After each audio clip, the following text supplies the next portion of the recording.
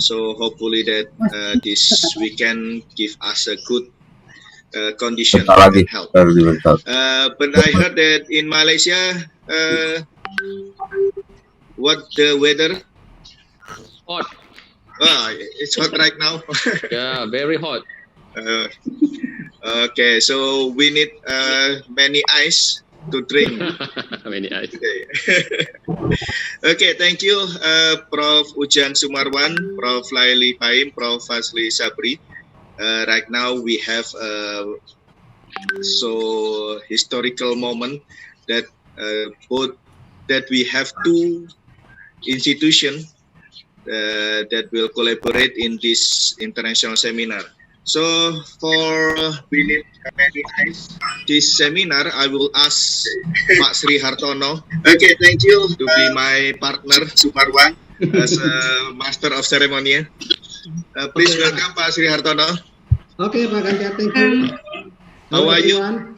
Fine, Pak. Everything. Where are you right now, Pak Sri Hartono? Are you in Jogja or Bandung or Jakarta?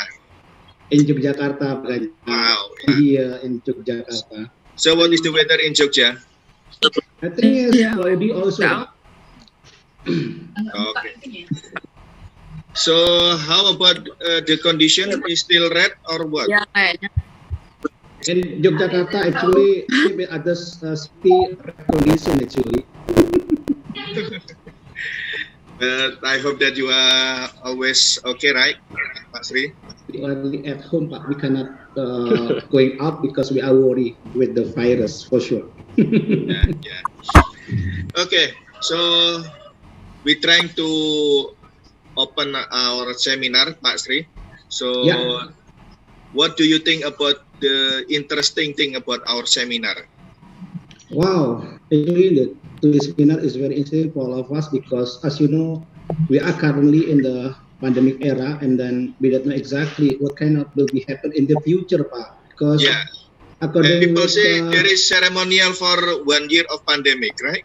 Yes, exactly. Because in this actually the COVID starting from April actually. Yeah. Even in other country, market already happened. So according with the many expert, we cannot expect what will happen in the future, especially in the consumer and also marketing issue that will be interesting to have discussed today actually. Okay. So yeah. So our title of the seminar is the next challenge.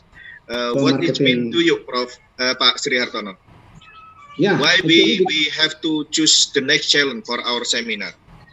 Yeah, because some as you know that marketing cannot predict, you know. There are something that we can we just follow with the situation, but as the expert and also academician, we have to prepare to facing with this issue. I think like that. And we have already conducted many seminar last year. Yeah. They're talking about what? Sorry, there is advertising that passing through around my house. So please be welcome to the advertising around.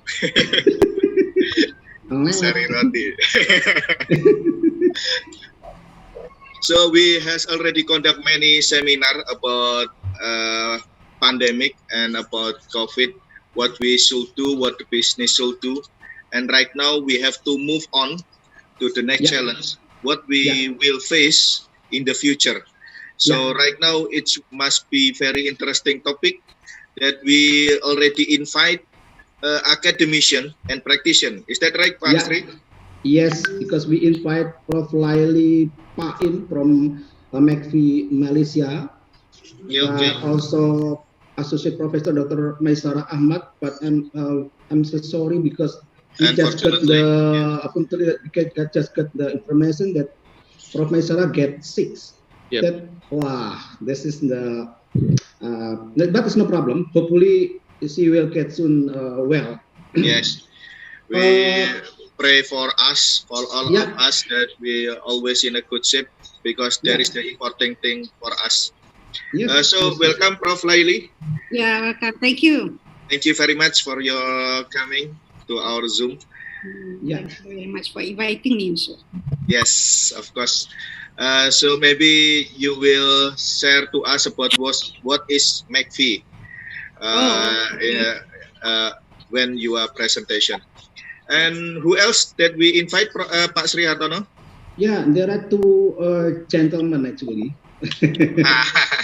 very handsome gentlemen.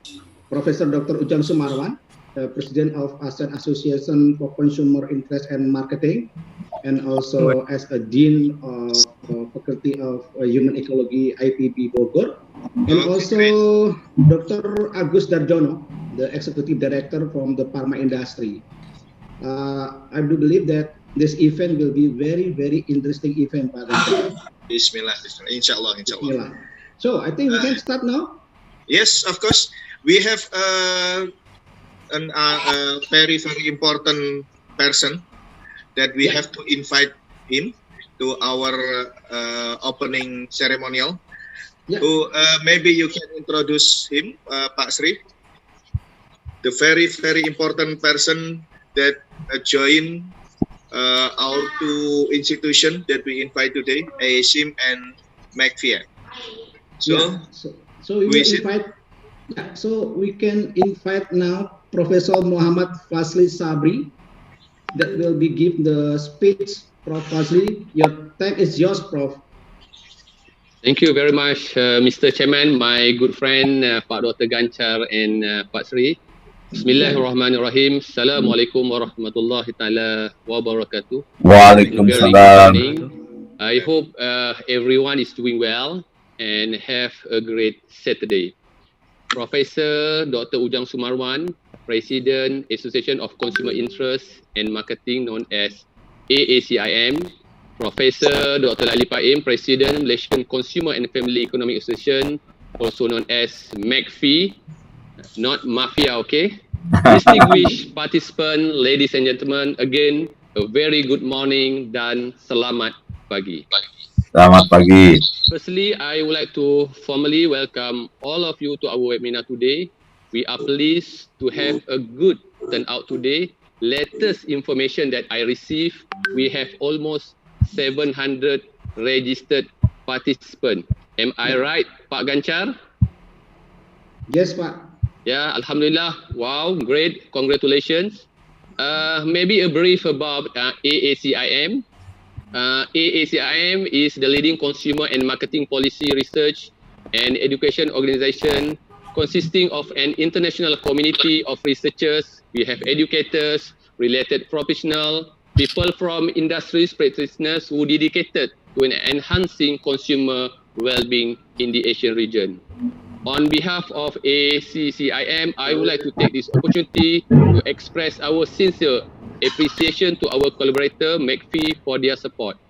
Prof. Lali, let me briefly share with our participants about MACFEA. Okay, thank you. Go ahead. Thank you, Prof. The Malaysian Consumer and Family Economic Association, also known as MACFEA, or in Bahasa Melayu or in Malay language, we call it Persatuan Ekonomi Pengguna dan Keluarga Malaysia, was established as a professional association in the field of consumer and family economics in Malaysia.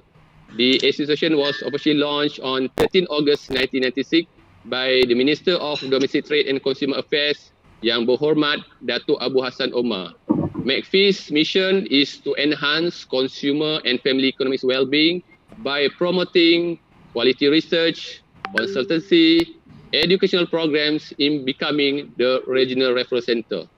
To get more information, please visit their website at macfea.com.my. So if you look at both AACIM and MACFEA, we have the similar interests. We plan to be leading in the field of consumer, family economics, in the field of marketing. So before I proceed with my speech, Prof. Laili, would you like to add anything? No, it's okay. Thank you very much. Right. Yeah. Okay, thank you. Ladies and gentlemen, I would like to extend my apology for not being able to join our webinar today due to health condition.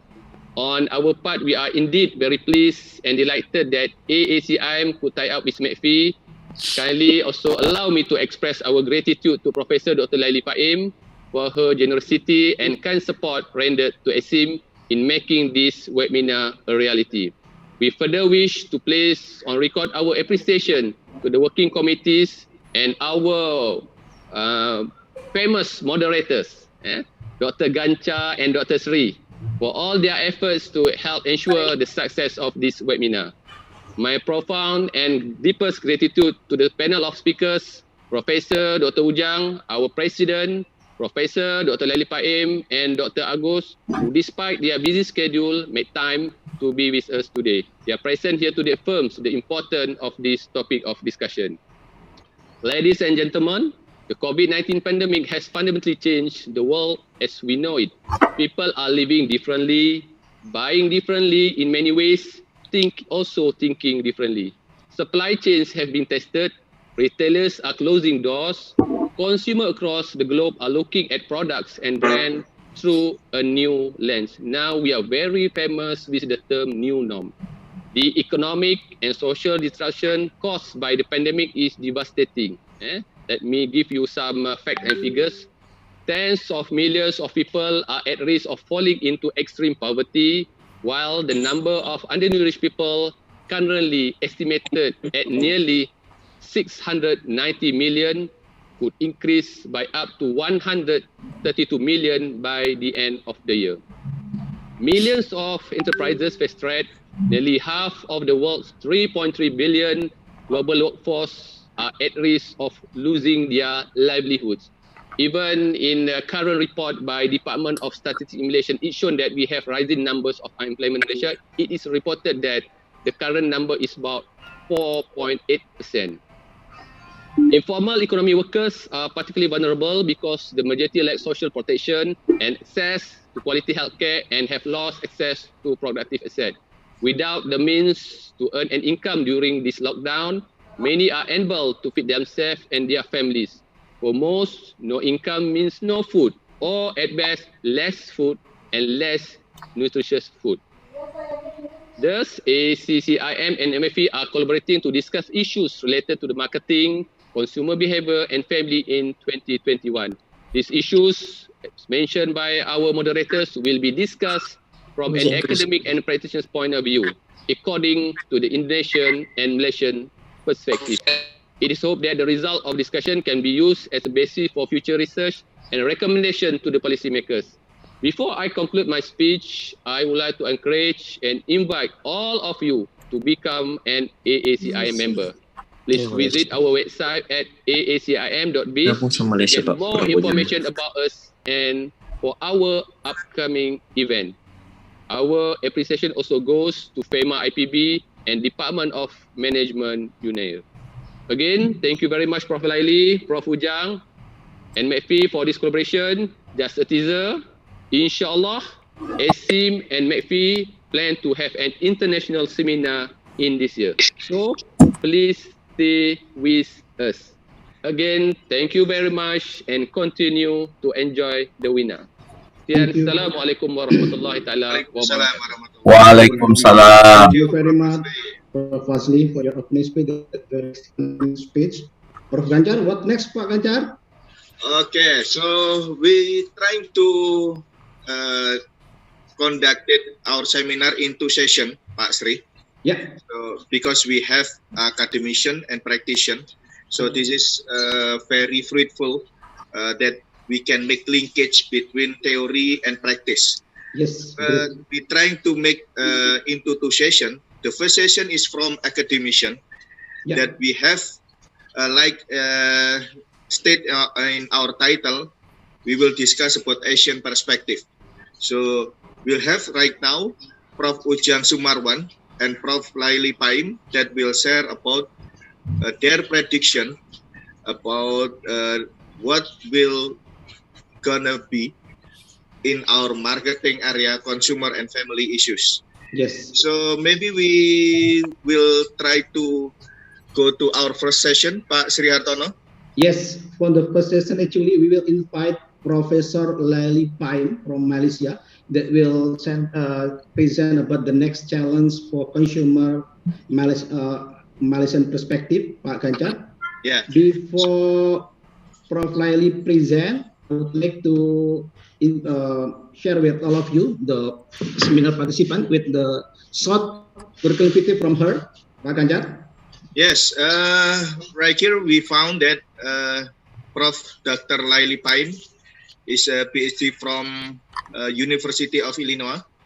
And then, USA, yes. Yes, Urbana-Champaign, USA in 1993. And then professional bodies in, she is president of MACFEA right now. Yeah. And current position is Professor Amal. I don't know what the meaning of professional Amal in. I will explain that. Okay. Inshallah. Thank you, Prof. And then have conducting many research and consultancy in many areas. So maybe we can invite her to talk about consumer behavior, about family issues in our institution. And then she has many books also, I guess. Yeah. But she is not right in here about what kind of book that she already write. And then Prof. Ujang Sumarwan, we all know that he is Dean for Human Ecology in IPB, and then teaching in master and doctoral program. And he have many books that maybe some of them already we trying to make the seminar, especially it's about consumer behavior. So there is so many experience that he have, Pak Sri. Yeah. There is about 2 pages.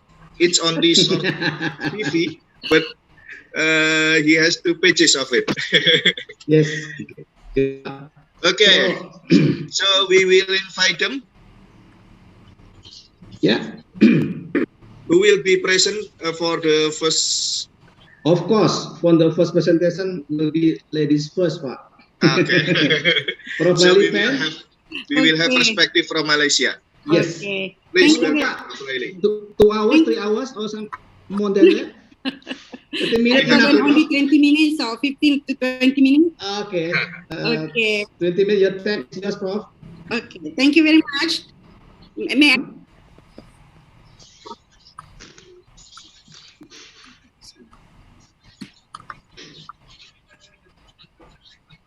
Can you see the slide? Wait a minute. You need to allow me to share the slide. The committee. Already multiple participants can share. Wait. I'm trying to help you. So wait a minute. I already opened my slide, but I think yes. We cannot see it yet. You can see it, Prof.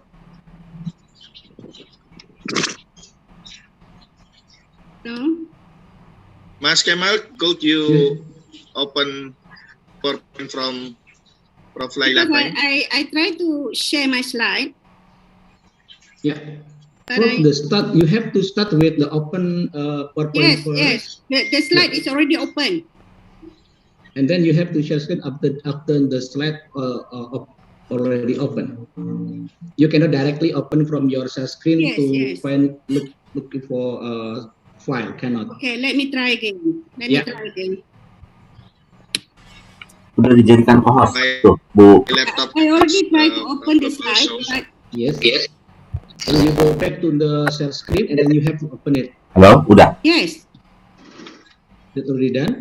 Yeah, multiple participants can share simultaneously, right? I click that one, Yeah. and my slide is already open, but nothing happened here. Okay. So Maybe you can help her. Pak Ganjar also have my slide. Yeah. Please, Maybe we share can. my slide. Okay, thank you. Wait a minute. I have to, because my laptop has problem also right now. It's going I don't know why. slowly. Prof. Laili, Yeah. There is a green button, right? Share screen. Yes, green button already on. Okay. Okay, I click that one. Okay. This one already. Who shares this? Yes, me. Oh, okay. So can we just? Okay. Great. Okay. So, so thank you very much, Dr. Ganchar and Dr. Sri Hartono as the host for today.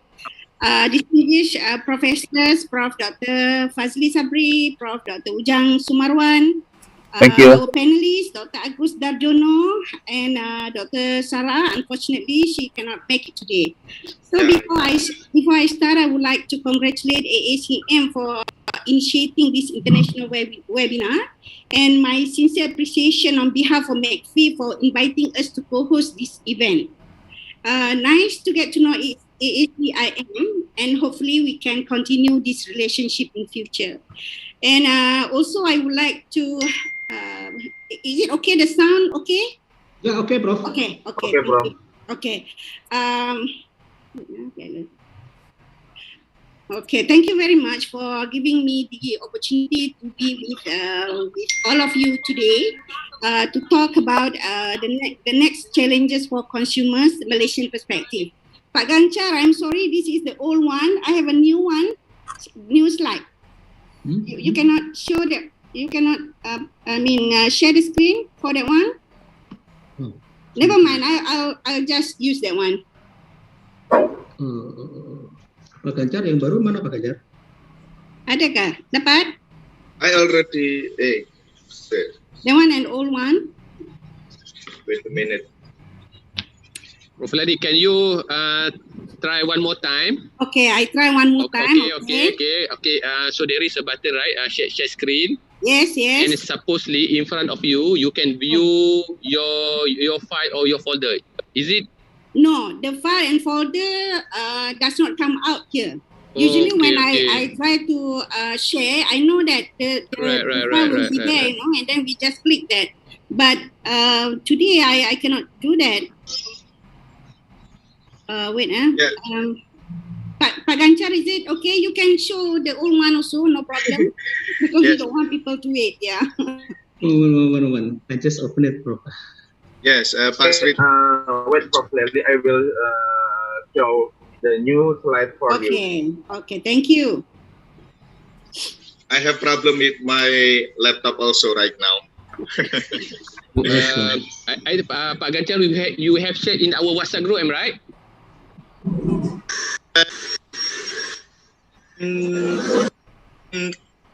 Email and Pak Sri Hartono email.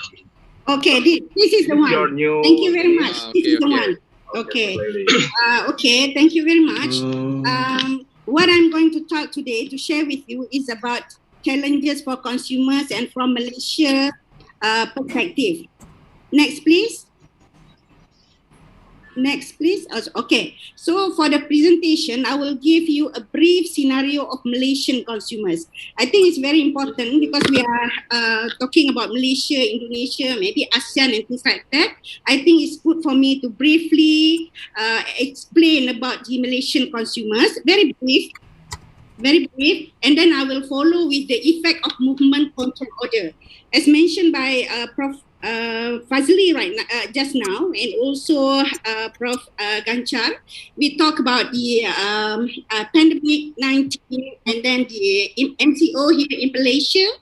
MCO, we are still in the MCO, movement control orders.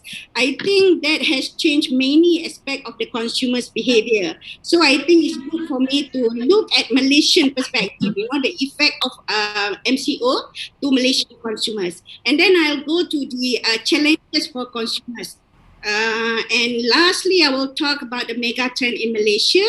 This one for up to 2025. Okay, next slide please.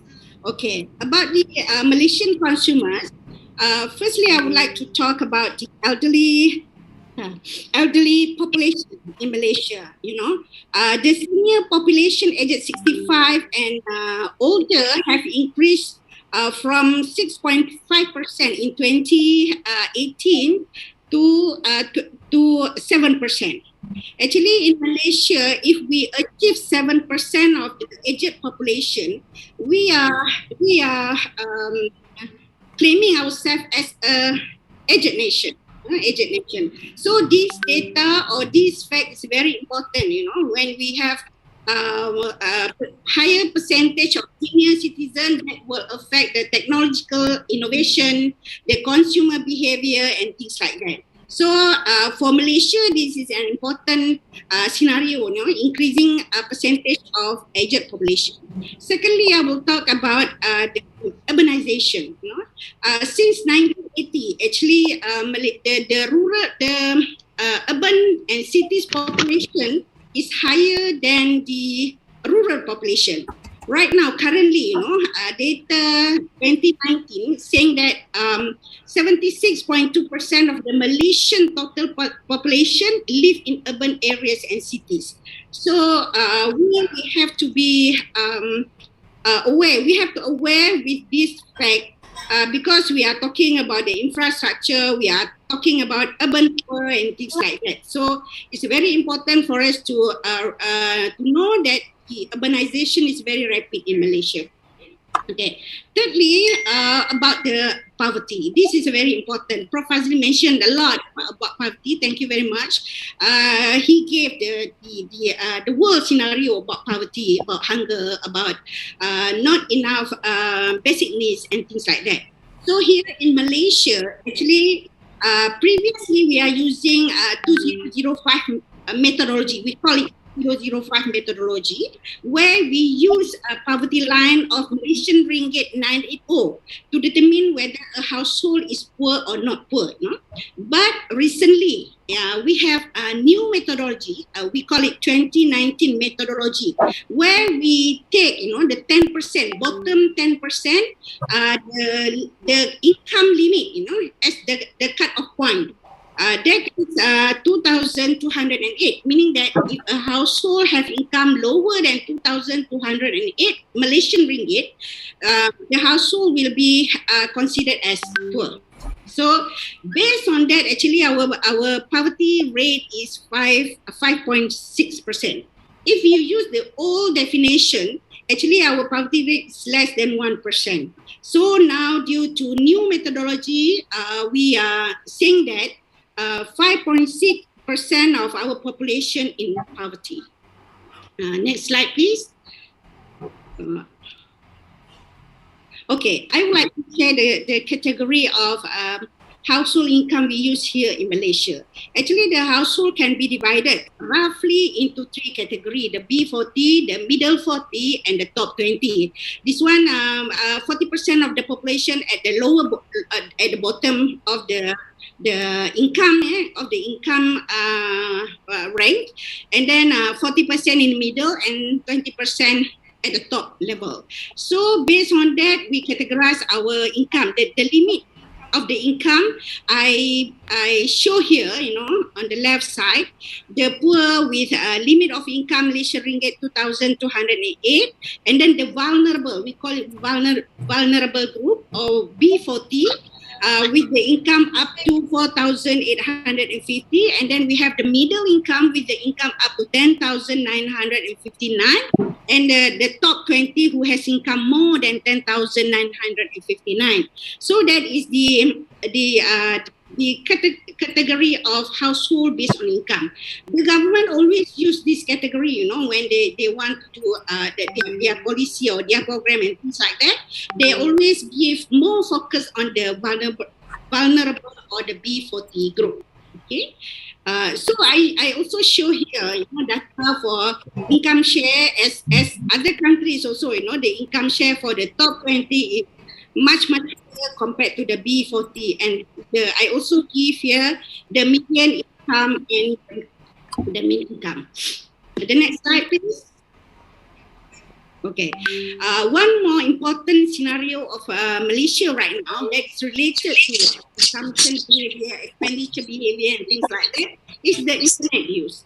I took this data, shows data for number of internet users in Malaysia from 2015 to 2025, the projection also. So in 2020, right now, 2021, actually around 32 million internet users in Malaysia. I think this number is much lower compared to Indonesia, maybe because your population is bigger than Malaysian population.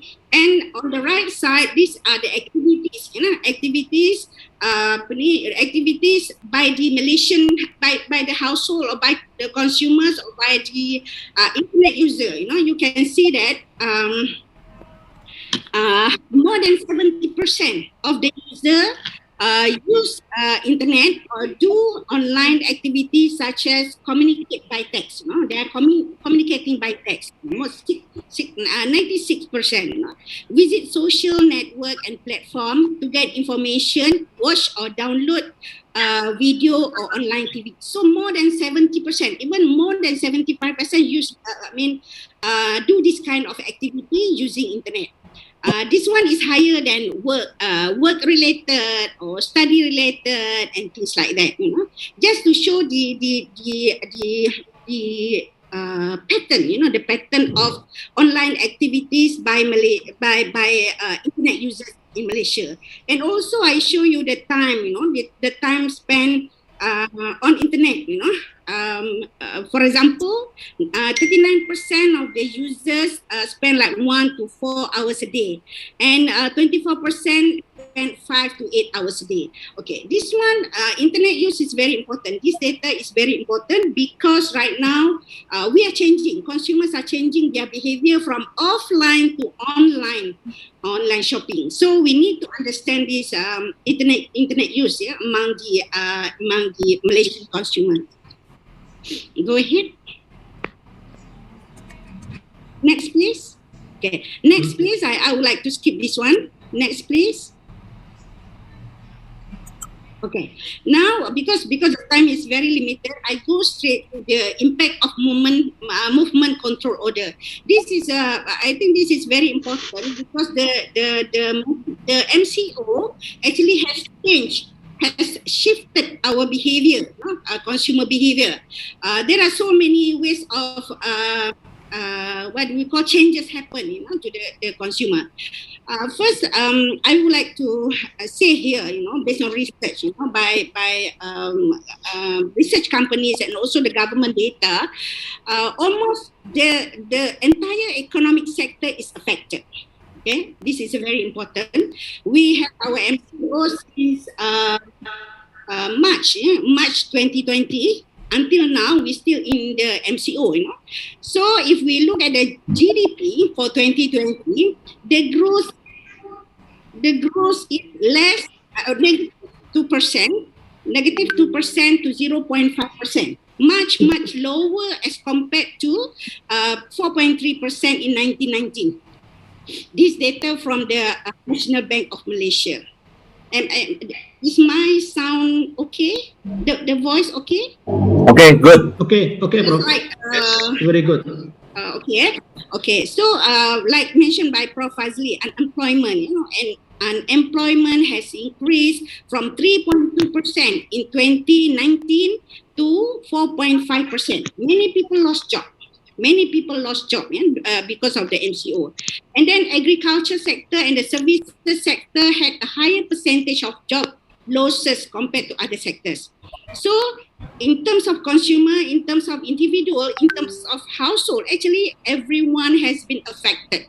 Particularly, I would like to say particularly the B40 and those who were already vulnerable and struggling to make ends meet prior to the pandemic. And also the proportion of living in poverty is expected to increase. So that is very important figure. And the informal workers, the self-employed, they have been hit severely as they were less likely than formal salaried workers to receive wages during the month, when they could not work. there are quite a number of data showing this, how the low-income people affected. Low-income people and those in the non-formal sectors affected by the MCO. So our EPF and so also do not cover some 40% of the workforce, mostly the self-employed, the gig workers, and also the informal sector. That's why the government, to reduce impact. There are quite a number of government initiatives. I'm not going to explain that, but what I'm trying to say here is that we are affected by the MCO, and the government try to reduce the impact, by giving certain help, aid and things like that. Okay, next please. Next slide, please.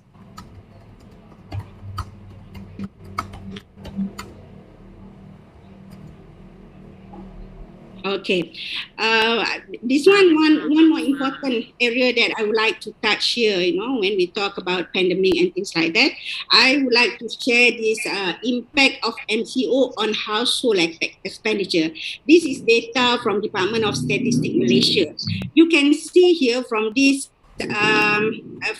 slide, you see that the total expenditure and also the total consumption expenditure has reduced quite tremendously, about 50%, reduced before the MCO and during the MCO. All categories of expenditure reduced by quite a high percentage. Only the food and non-alcoholic beverages increased by 27%. Okay. Other is reduced, other categories reduced tremendously, but for the food and alcoholic beverages increased by 27%. Let's see the detail about this. Could you please, next slide please. Okay, this is the detail. So based on the expenditure, this is based on the research. Household during the MCO, household focus on goods and services that are really required by the household, such as food, utilities, health, and communication. And then food and beverage at home increased 27%, taking into consideration the purchase of raw material for eat-at-home purposes. Okay, utilities increased 50% since households stay at home all the time as compared to only at night before the implementation of MCO. You see this data, that one is during the MCO and pre-MCO. This is the detail, about the graph I previously showed you. No expenditure on recreational and cultural services and hotel, except for the services that can be accessed from home, such as paid TV services. So the minimum usage of public transportation, the limited movement, and the drop of oil prices caused household expenditure in transport decrease up to 80%. More than 70% say they are thinking about delaying a major purchase because of the situation. A sentiment that is more prevalent among the older population than the young ones. And lastly, 72% less likely to make a major purchase, e.g. home, for example, home or car, now than there were 6 months ago. Even as the situation gets better, the inclination to make big purchases may take some time to recover. Okay, now we are talking about household expenditure. But demand, we are from the demand side. I'm talking about from the demand. So you can see that we are delaying our big purchases. We are cut our expenses and things like that. Certain area we increase our expenses. Certain area we increase our expenses. For sure, this will affect the industry. For sure, this will affect the industry. But in my presentation, I'm not talking about the industry. Maybe Dr. Sarah should talk about that, but unfortunately we cut here from her today. So this is from the household, from the household. Sorry. Next slide, please. I'll go faster, because I don't want to take other people's time. Okay. This one. This one a research by one of the research company in Malaysia, saying that the faster shift towards technology. If you can see that from different, for example, use of social media, follows the news, using messaging apps and services, and many most all increase during the MCO, except for the changing investment or saving decision. That one is not, higher percentage says that no change, But other than that, up to 40%, up to 79% says that increase, they do more, they do more in use social media and so on and so forth. Okay, next one, please. Okay, I would like to elaborate a little bit more on this speedier change towards technology. This is based on research also by IPSOS, saying that 48% Malaysian buy things online more now compared 1 month ago. This one, the research done during the MCO, they compare after the MCO and during the MCO, and the data shows that Malaysian buy things online more now. We are buy online. Having food and grocery delivered to home is increasing. Here, I don't know, maybe same as in Indonesia, the food grab and so many grab, so many, we see the motorbike, the cars, the van, and etc. Going to our house, deliver things to the people. And food and grocery delivered to home is increasing. Last time, we like to buy grocery, to buy food, go to the restaurant, go to the shop and things like that. We like to buy offline, go to the shop itself. But because of the MCO, this one increased, buying food online. Online purchases and delivery services has increased the most among the younger population, less than 35 years of age. This one, I think, is very, is logic, The people nowadays don't really like to prepare food at home. They go outside, eat and things like that. During the MCO, they will just call the Grab food and things like that. Okay. In terms of categories, people are most likely to buy more personal care items, groceries and clothes online. Online shopping is now the new norm. Or in bahasa we call normal baharu. Malaysian are adapting to the new living situation. And Malaysian transition to online or digital is less likely to reverse. Once consumers used to benefit and convenience, they are less likely to opt out.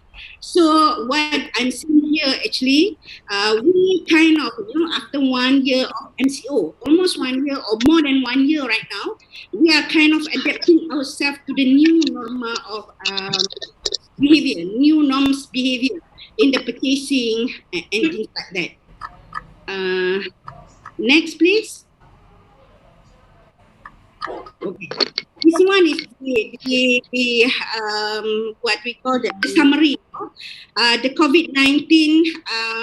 I show here many things that we are adapting ourselves in terms of fulfilling basic needs, shift from offline to online shopping, look for a cheaper and good rate of return, rate of investment product, avoid big crowd place to shop, demand for online gaming, movie and video conferencing, physical meeting, food delivery, and so on and so forth. Very, very brief.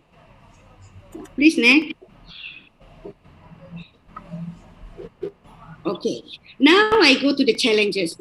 So I already talked about the scenario of Malaysian consumer briefly, the trend, what trend has happened, and then we see the effect, the impact of MCO or pandemic 19. Now I think the challenge. Because of that, I kind of summarize or conclude that the first important challenge for the consumers is enhancing their well-being. The poor and the vulnerable, because of loss of job, loss of income and things like that, many people are in difficulty in meeting their basic needs. I think this is the most main challenge faced by the consumer. So the vulnerable we can categorize, the vulnerable maybe those with larger household size, household head not working, higher dependency ratio, those in agriculture sector, the elderly, the self-employed, so on and so forth. This group is very important for the policymakers, very important for the industry, very important for the non-profit organization to look at this group. To look at this group. This is one of the important challenge. Okay? Second one, please. Second one is about digitalization. We talk about the rapid change from offline to online. But we have to bear in mind that many people staying in rural or remote area without infrastructure. The old people, actually, even the old people, they have the money, but they have, some of them have difficulty in adapting themselves to the new digitalized world.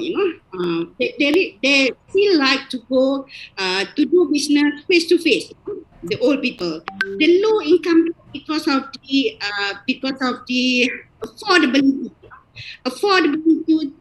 ability to have device, to get online and things like that. The people with the low literacy in technology, maybe in finance and things like that, and etc. Yeah. So what I'm trying to say here, actually, digitalization is happening right now. We are moving, from the we are in many activities. For example, online learning, computer-aided learning, work from home, internet banking, online shopping, e-business, e-government, and many more. So we have to bear in mind that we have certain group of people that need to be helped to be together with other group of the population in this digitalization world. Okay? And then one more issue related to digitalization is about data privacy. Can have the slide. The data privacy, the cyber crime, the scam. Here in Malaysia, almost every day we hear that people being cheated. People being scammed by scammers. It's not a small amount of money, but a big amount of money. So because of digitalization, these activities of certain group of people is very, very rampant right now. Okay, that is the second challenge. And the third challenge about having a good consumer policy.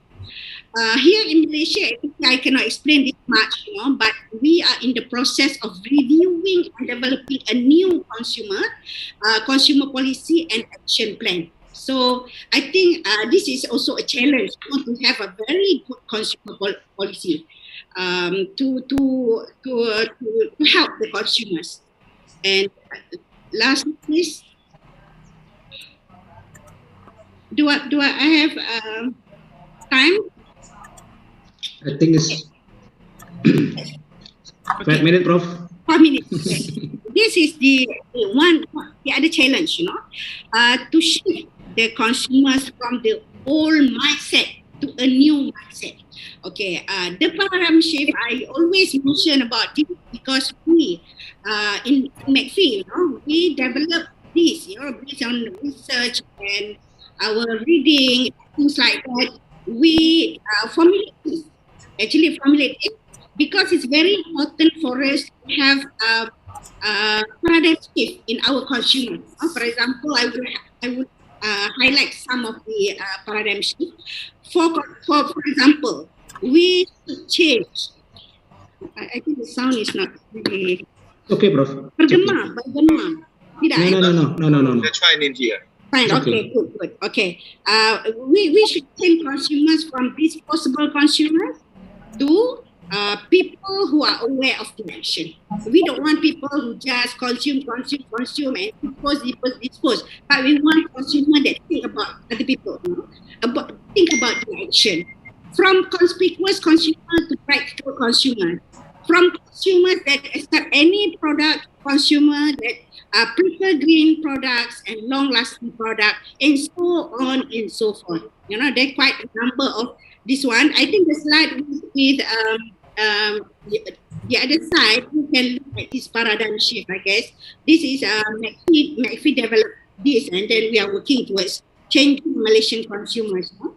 So one whole day we can talk about this, but I think I stop there by giving you the slide. You know? And next, please. Next slide, please. Okay.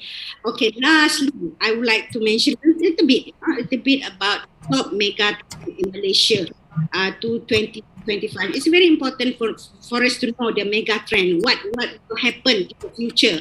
So here, the top mega trend. First, talk about the digital marketing. The second one, talk about omni-channel approach, meaning that we have different channel for shopping and things like that.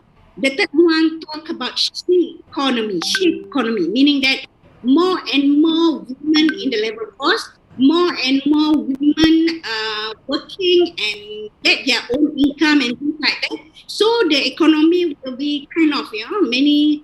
Certain percentage of economy will be contributed by women. What we call as she economy, SHE and she economy. And then the fourth one, as I mentioned earlier, about urbanization. The fifth one about shift from therapeutic to preventive care. The medical tourism and the senior living industry related to the elderly and things like that. And then lastly, about transportation, connectivity and convergent trends, because we are in the process of trying to improve our connectivity in terms of transportation. That is the mega trend. Okay. So lastly, I would like to give some very, very brief conclusion here before I end my presentation. Okay. The effect of COVID-19 new normal for Malaysian consumers in terms of purchasing behavior and expenditure pattern. Mega trend in Malaysian consumers is basis for predicting impact on consumption in the future. We have to have data and things like that. Some of the challenges to consumers include enhancing well-being of the vulnerable consumers, narrowing digital divide, improving cybersecurity, data privacy, the need to have consumer policy, and the need for paradigm shift. With that, I end my presentation. Thank you very much for your attention. Assalamualaikum warahmatullahi wabarakatuh. Thank you very much, Prof. Lelipan. Yeah, I think it's a very interesting and also valuable presentation, Prof, for sure. Thank you very much. Because Masri, yes, I'll remember about my opinion that right now we are in Baiti Janati era. Yeah. That the consumer should prepare their house to be a good place, a nice place to study, to working, to shopping, from home.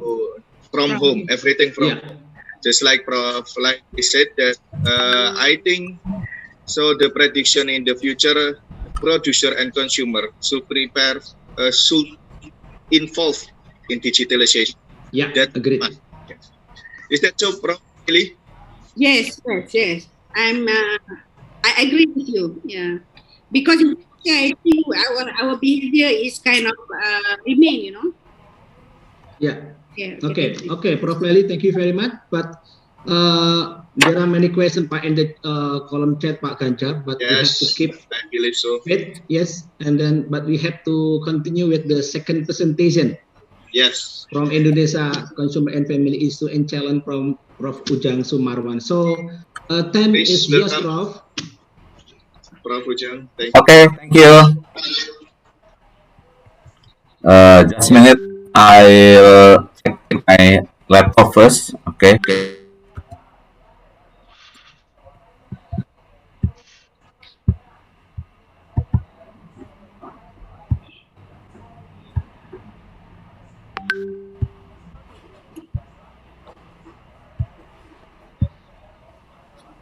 Okay, thank you very much.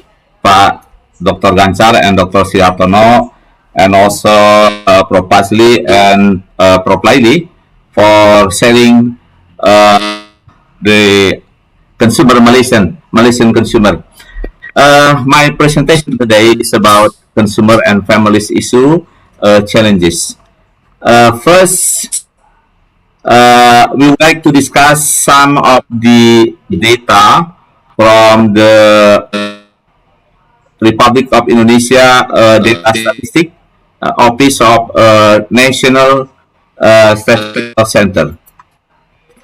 First, the new release from the government about the Indonesian population. It reached 270 million people. I think we are still the fourth largest country in Earth. So first is China, India, United States, and Indonesia. And what interesting here in Indonesian population is about 53% or about 145 millions, what we call by the millennial and and Z generation and post G generation. They are born between 1981 2013. So that's interesting because the challenges and also the future consumer is dominated by the young generation. And of course, their lifestyle and also their demand for good and services are different from the old generation. Okay, here is the structure of the population. About 21% is generation, like I think born after 1966, and 27% is Z generation, and the millennial is 25%, and the post G is about 10% of the population. Okay, one of the issue, the most important issue in Indonesia is almost the same with Malaysia. It's about the vulnerable families and vulnerable household. If we look at the data from the household survey of consumption, it's about 50% of consumer expenditure spent on food. This is almost the same in 2016 and 2020. What interesting is, I also noticed that during the 80s and the 90s, Indonesian household still spend their income about 50% on food. So it reflects about the wealthy of our household. It's about the well-being of the households, because as we understand, there is what we call but the theory. The larger percentage consumers spend on food, then they are less well-being compared to household who spend less than 50%. And our data also show the highest income household spend only 20 to 30% of their income on food. So in our future, for the next, I think 10 years and 20 years, I think the food industry still play a major role in providing food to consumer, because the majority of consumer, they spend all most of their income on food. So that is the next challenges to our economy. And if we look at the differences between urban and rural, yeah, it also reflects about the well-being of the urban people and also rural household. Yeah, urban household only spend about less than 50% of their income on food, while rural people, they spend almost 55%. Yeah. So in urban households spend about 46%, while rural spend 55%. So we can conclude that urban household is better. Yeah, it's better off than the rural household. Okay, the next issue is what we call by prepared food and beverage consumption. The data shows in 2016, 29% of household in food consumption spent on prepared food and beverage, and the percentage increased in 2020 to 34%. So almost a third of food consumption spent on prepared food. So this is also an interesting findings. Yeah.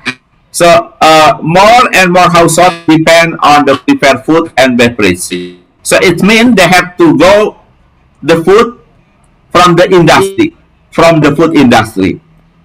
So again, our next economics will be dominated by the food industry, and also rise several challenges and several issues because of the higher percentage of household income spent on prepared food and beverage.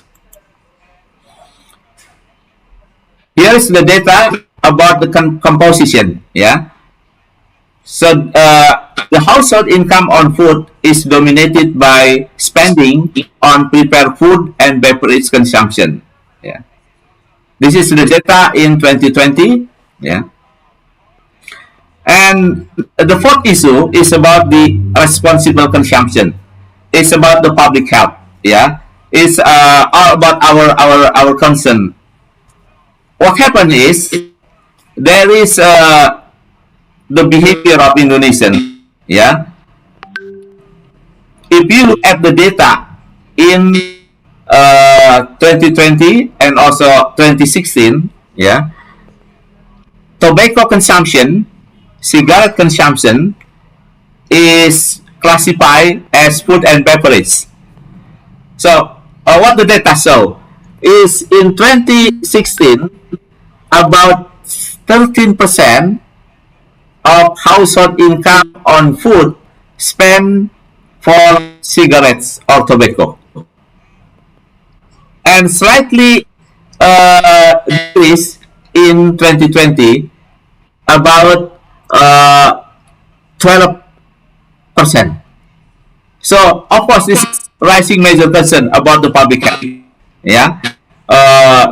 And what is interesting, the percentage household income spent on tobacco and cigarette is larger than percentage of income spent for protein.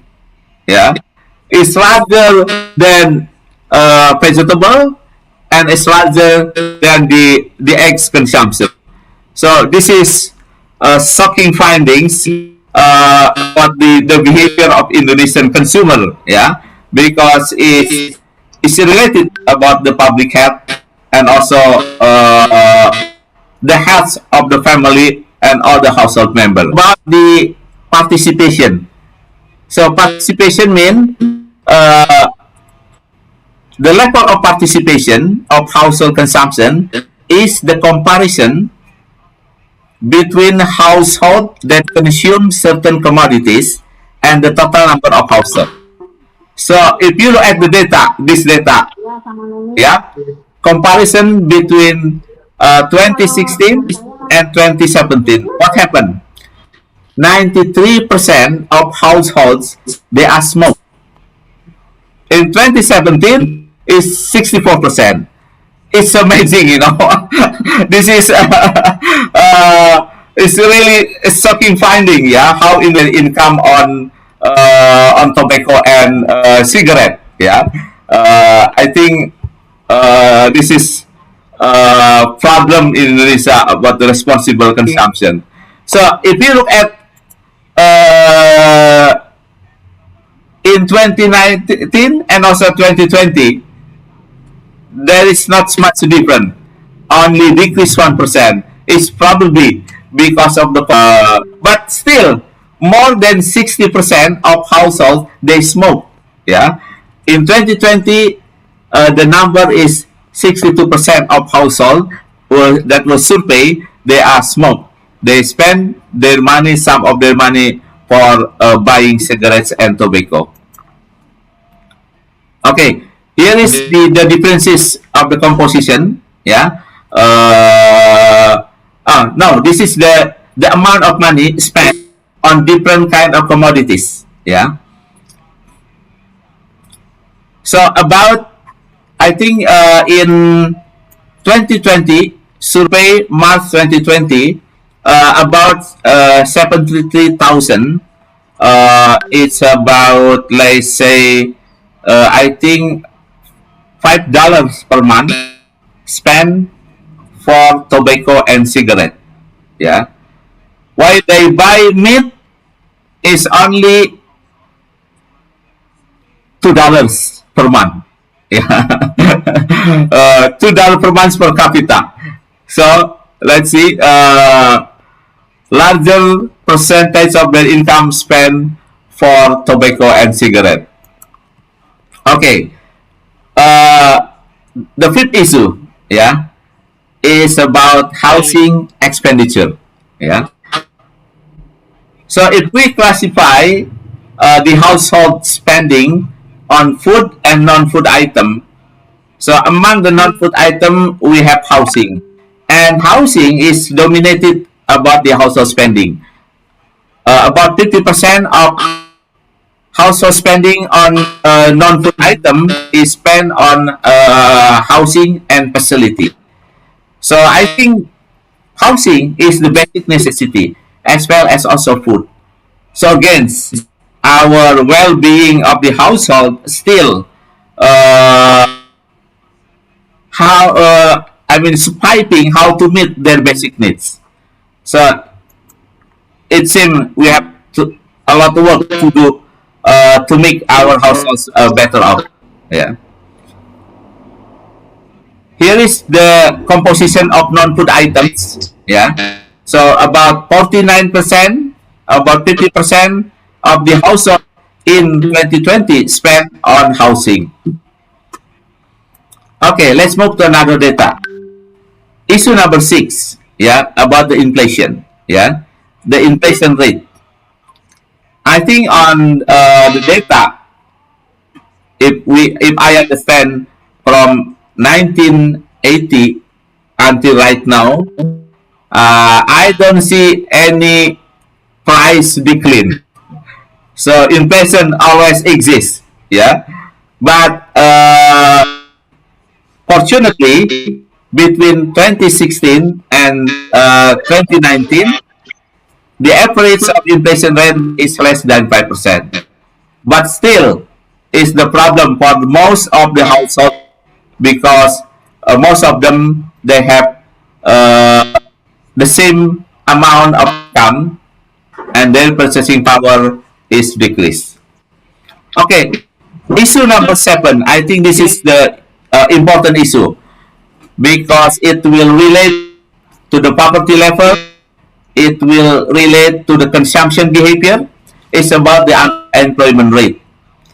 Okay, data between 2090, I think unemployment rate increased from 5% in August 2019 to 7% in September 2020.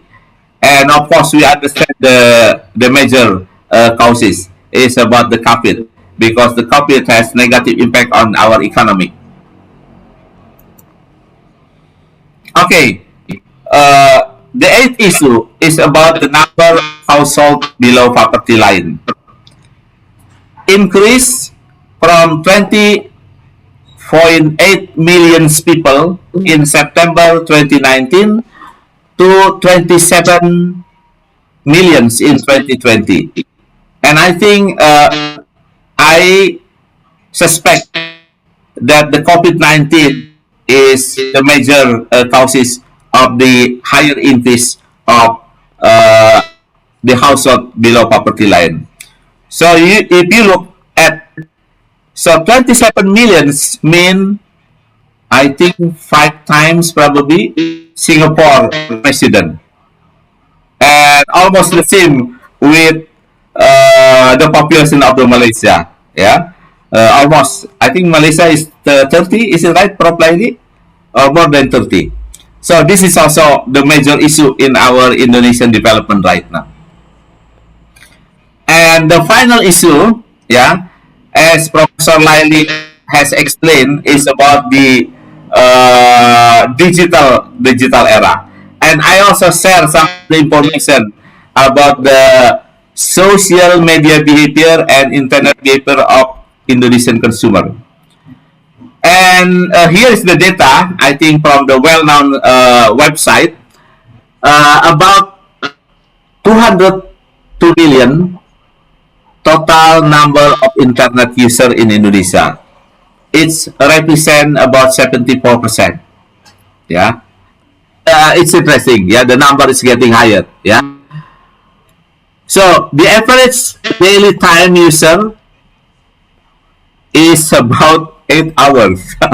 So they spend a lot of time on using internet. Yeah, and percentage of user accessing the internet via mobile device is almost 97%. Yeah. Okay. Social media use. Yeah. About 170 million access to the social media use. Yeah. I think this is a large number. Yeah. And social media user as percentage of total population. So almost 62% of Indonesian population, yeah, they have access to social media. So it's a large number here, yeah. That's why some people make a lot of money, yeah, because of the social media. Okay, what social media mostly used by Indonesian consumers? First is Facebook. Almost 140 million, and about 65% of the total population have access to the Facebook. The second is YouTube. Yeah. Okay. Can you guess what is the third largest social media used by Indonesian consumer? Yeah. Okay. Can you guess? Okay. Write in your chat. What is your guess? Yeah. What is social media the third largest used by our Indonesian consumer? Yeah. Okay. Participant can write in your chat. Okay. Some say Instagram. Okay. YouTube, TikTok. Okay. Instagram. That's interesting. Yeah. Okay. TikTok, Instagram. Okay. That's interesting here. Okay. Yeah. Instagram, IG, okay, TikTok, okay, that's a good guess. Okay, WhatsApp, yeah, that's interesting. Okay, let's see here. Okay, Instagram is the third, yeah. So about 85 million consumer use Instagram. Yeah. Okay, yes, advertising audience. So who see advertising mostly from Indonesian consumer? And as we understand, and also we can guess, I think young people, the age is between 25, 34, and then the second largest is between 18 to 24. Yeah, so they are spend more times on the internet and watching the advertising. Okay, here, social media behavior. The first one is visited or use social media or messaging service in the past month, about 99%. So they have access to the internet and they are also active and accessing the social media. Yeah. Okay, here is most social media platform used by the consumer. Okay, the first is YouTube. No, this is the last time, yeah. during the past month. I think the first one is YouTube, WhatsApp, Instagram, and Facebook. Yeah. Before is they have an account. Yeah. But here is they access to the social media. So YouTube is number one. Yeah. Okay. This is top social media streaming. First is social media application. Yeah. And then WhatsApp. So I think the top social media and streaming video is WhatsApp is the first one. Yeah. Top YouTube search query. Okay. What kind of information is searching by our Indonesian consumer? That's interesting. One is song. So this is lifestyle. It looks like if you are singer and you are very popular, then you will earn a lot of money in social media. Okay. So the last section I will discuss about challenges. Yeah. Challenges for issues number one. I think we have to provide more foods, housing, healthcare, and other basic human needs. Higher proportion of young people. Our challenges is how to meet their demands for education and skill training, and also job opportunity. And our challenges also is how to develop population as human resources to become human capital. Yeah. A larger proportion of population reside in Java Island. Then economic has to be built more in other island, so it will attract more people to move outside of Java.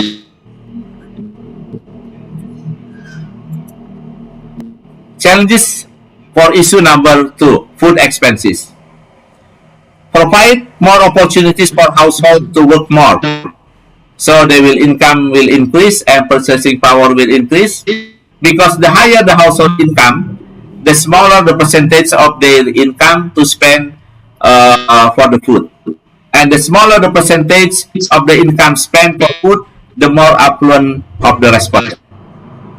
So this is the important challenges for the next economics.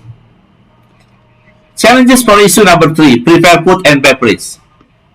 Prepare food supply by big, medium, and small food industry, even supplied by home industries. So the biggest challenges are to make sure that food sold by the industry meet the safety and the nutritious standard.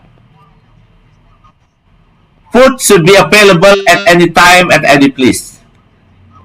What are the challenges for the marketing? It needs better distribution system with more efficient, so price of food is affordable for consumer. So this is the major challenges for our marketing activities. They have to be able to provide food at any time and with the price with the affordable to consumer. The next challenge is for food industries. Competition is higher among food producers because so many food producers in the market. Food producers have to be more efficient and creative in their marketing strategy. I stay in Bogor, in a small town about 50 kilometers south of Jakarta. Before pandemic, every month there is always new restaurant. But every month there is also one restaurant closed down. Yeah.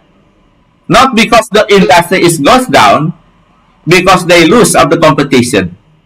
Yeah. Because people still eating, they go outside for eating, and consumers are likely to choose the new one. So again, the competition is very tight. So food services has to think twice if they want to open their store. Challenges number 4, responsible consumption. Yes, our concern is because of the higher consumption of cigarette. our issue and our challenges is how to reduce the number of smokers. We have to decrease the percentage of household income for cigarette. Increase the awareness of the healthy lifestyle by not smoking cigarettes. And more regulation needed to increase the cost of smoking or cigarette taxes. I think this is the emergency situation. If our household, if our consumers want to be healthy in the future, there is no other choice. We have to decrease the number of smokers. Challenge issue number 5, housing expenditure. Government and also the housing industry has to provide more affordable housing for middle and low income families. Provide more financial credit for housing ownership. So I think the financial industry in the near future is still the major important industry for consumer, because housing still the basic needs for our Indonesian consumer. Provide more alternative of building materials for low income household. Yeah, building materials that is available, also friendly to environment. And the last one, provide more affordable housing facilities, equipment, and furniture. Okay, our discussion next about the issue for inflation. Yeah, what are challenges here? Price tend to increase for many goods and services every year. Don't expect prices will go down. Yeah, the data show price of any kind of good always increase. And the problem is household income tend to remain the same. Purchasing power will decrease when there is an inflation. So family should have the ability to manage their financial resources better to meet their needs. So I think the AACIM and MACFEA will have a major role to providing the consumer education, yeah, consumer finance management, how they have the ability to manage their financial resources. And the last one, families should find other activities to increase their income and purchasing power. Challenges issue for number 7, unemployment. Price tend to increase for many goods and services. Oh, sorry. Yeah, the unemployment, I think first we have to give more opportunities, yeah, for young people to be an entrepreneur. Public policies and also encouragement to be entrepreneurs is a better solution to defeat, to solve the problem of unemployment. And as we understand, social media for some people has been utilized as a means for marketing strategy. So I think there is more and more training skill how to use the social media. I'll give you some example here. Yeah, this is an example business born during the pandemic era. They use social media. Yeah, here is their social media, and they will very success in sold their product even to consumer in Jakarta. I think the new startup here stay in Bogor, but they can sell the product in Jakarta. And before I make a presentation, I check their status. Yesterday they have to prepare 400 packaging to sold in Jakarta. So I think this is what we have to introduce to young generation. Yeah, if they are cannot able to find the jobs, then they have to think about being entrepreneur. And here's also the booming is about the plant, yeah, ornamental plant, ornamental flower, yeah. They use social media to make a sales, yeah.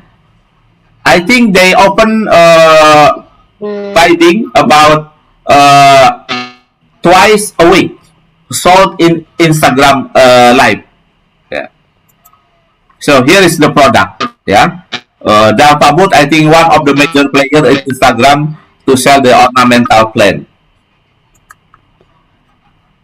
Challenge for number 7 property. I think integrated government program on reducing number of households below poverty level are very important. And as we understand in Indonesia, we have problem with the coordination. Yeah. More special program from community and governmental organization to provide economic activities for household below poverty level. And the third one, big companies and universities can work together to create more programs to increase skill and economic opportunity for households below poverty level, especially household or consumer who stay in a rural area.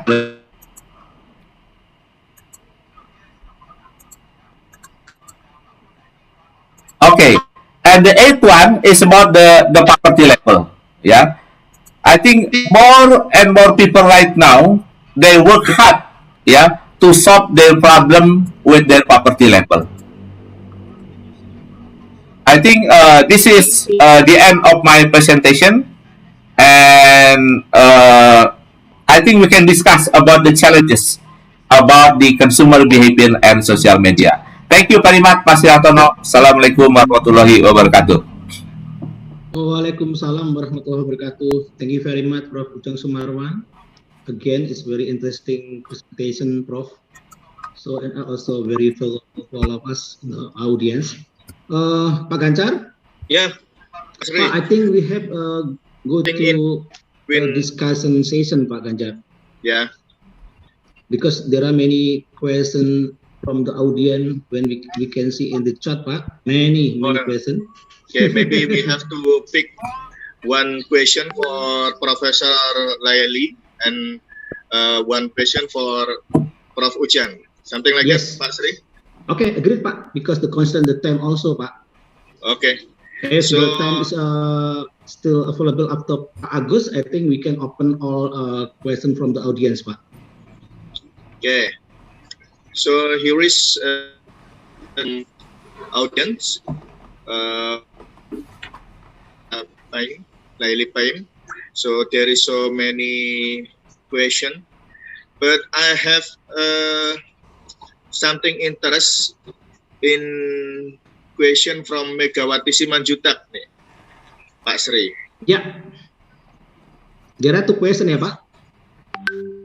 Yes, maybe we can we only mention one question only, Pak Sri. Yeah. Which one, Pak? Yeah, the first thing is about consumer complaint, and Bu Megawati want to know about the complaint in Malaysia. The second thing is about digitalization. Yes. Whether any online dispute resolution to solve the consumer complaint issues. I think it has the same thing about complaint of consumer. So maybe we can ask directly to Prof. Laili Paim, is there any complaint that's showing by the consumer during pandemic era, and how to solve about the complaint, especially in digitalization? Something like that, Pak Sri? Yeah, okay, Pak. Prof. Laili, please. Okay. Prof. Laili? Hello, Prof. Laili. Thank you very much for the question from Dr. Megawati, I guess. Okay. Yes. The question is about a complaint, number of complaints. Yeah. Actually, here in Malaysia, the number of complaint increasing. Last time, before the MCO, before the online buying become very, very popular, actually the complaint is on cost of living. Cost of living. People are complaining about price, price, why the price is so high and things like that. But right now, the number one complaint is, I think, that about online shopping, because people engaging themselves in online shopping, and they have complained about so many things about online shopping. For example, product do not arrive, not arrive during the time frame given, delay in receiving the product. Okay, for example, damage, hidden cost, people are complaining about hidden cost, because there are so many hidden costs, that will make consumers not very happy. So they complain to the ministry. We have one unit or one section that handle the consumer complaint, the consumer complaint. So we do have people complain online. We have e-aduan, what we call e-aduan. People can complain through the e-aduan about the any things about online shopping or other things. Actually, when we look through the e-aduan, we have two sections. One is about consumerism, and the other one is about integrity. People can also complain about integrity of the seller and things like that. So yes, we do have the complaint. We have the complaint online, and the ministry is trying their best to help the consumers in terms of solving their problem. That what I can say about the complaint, the consumer complaint on online shopping. I hope I answered the question, Dr. Mega. Yes, thank you, Prof. Laili. I think we can continue to read the other question if we still have time in the end of our session. Ya, Pak Sri. Oke, Pak. Okay, so, next, Pak, Prof. Ujang Semaran, Pak. Yeah. So we have a question from audience. Wait a minute, I will try to share.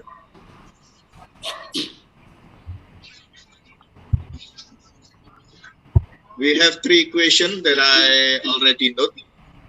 Yeah. One is about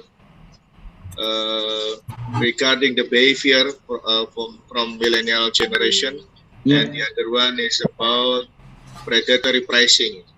Yeah. Right? All of these question is very interesting, Pak Ujang. Which one? Hello, Pak Kejar. I choose with question from Pak Hengki, Pak. Okay, Pak Hengki. Pak. Okay, Pak Prof. Ujang. So there is question from Hengki Halim. The question is about regarding internet and social media behavior. Is it change the interaction and habit of the millennial generation and their parent behavior, especially on their buying behavior? So this is the interaction between family issues and consumer. Very much, Pak Ansar and Pak Sri. Yeah, it's interesting. What I observe in the family life, is they influence each other. Yeah. So even though the family, their mother and their father are not familiar with the online purchasing, but as I understand and I observe, the mother and the father sometimes ask their children to buy many kind of things and goods by let the children, the young generation buy via online, and let's say if we have the family gathering, and then we need to order food, then we ask, especially our members of family who are millennial generation or Z generation, to do the transaction. So what happened is the young generation really influence the way the old generation think and behave. Even though they do not do the transaction via online. Let's say I would like to order some food and ask their children. Or sometime I have to go to somewhere and they will ask the young generation as the family member to make an order for the online transportation. That's what happened that I knew. And sometimes, let's say, when I buy a new phone and I will go to the store and my child try to persuade me, please don't go to the store. Let me buy for you the online store. Yeah, so that's what happened. And sometimes I would like to make my child happy, so that okay, then do the transaction and I transfer the money. Yeah, so that's what happened. Yeah, so in real life, I think the children and the parents, they are influence each other. Yeah, thank you. Okay, thank you, Prof. Ujang. So, Pak Sri, should we move to our second session? Yes, Pak, because we have take limited time. Okay, so, but before that, I will try to share my note about what Prof. Dr. Laili Paim said. That I have not the important is digitalization right now and the future for both end consumer and producer should commit on digitalization. And Prof. Ujang, based on Prof. Ujang presentation, I think we should understand what that the consumer on data, consumers focus on primary and responsible consumption. That they're trying to diminishing the irresponsible consumption. So I think excellent, this is important, Pak Sri, because we try to interpret about data. Yeah. And when we talk about statistic, it becomes the basic for our decision making in consumer behavior and marketing. So this is important for our student, Pak Sri. Yeah, because sometimes they doesn't think that statistic, mathematics is important for decision making in marketing. As we know that data is everything, ya Pak. Yes. Okay. So you should introduce our third speaker, Pak Sri, because he is your best friend, I guess. Thank you very much, Pak Ganjar. Let me introduce who is Dr. Agus Herudarjono that will be present about the next challenges for marketing and consumer and pharmaceutical industry. As I know, Dr. Agus Herudarjono is already more than 30 years in their journey in the pharma industry, Pak. There are several positions that really very expert person. The currently also as the founder of AACIM and also the team of the John Maxwell team. I think is very reputable organization in the world, not only in Indonesia. But Pak Agus also currently as the president director from the local company, previously also as the chief operating officer, human resource division, commercial operation, marketing director, regional and learning manager in Asia Pacific, business operation and also strategic planning director. And there are many other positions, Pak. I think we can finish it. Yeah. And this CV will be 2 hours maybe. Too long. Yes. So, I can see last from but not least, let me invite Pak Agus Herudarjono to present.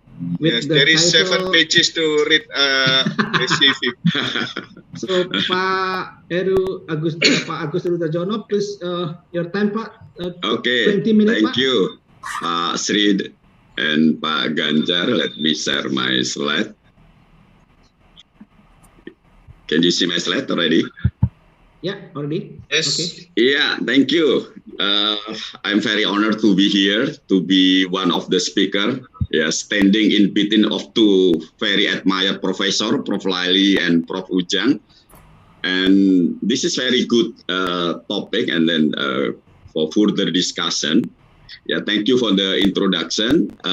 As mentioned by Pak Sri, he is my best friend in pharmaceutical industry. And then after Prof. Laili and Prof. Ujang talking about the macro predictive macro on the marketing and also in the consumer behavior.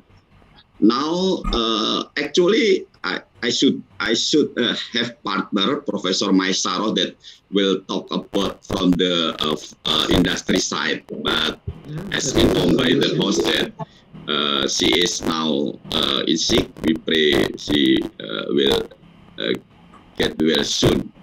So I will focus on the pharmaceutical industry because, as you know, that in the pandemic era, pharmaceutical industry also have a very important role.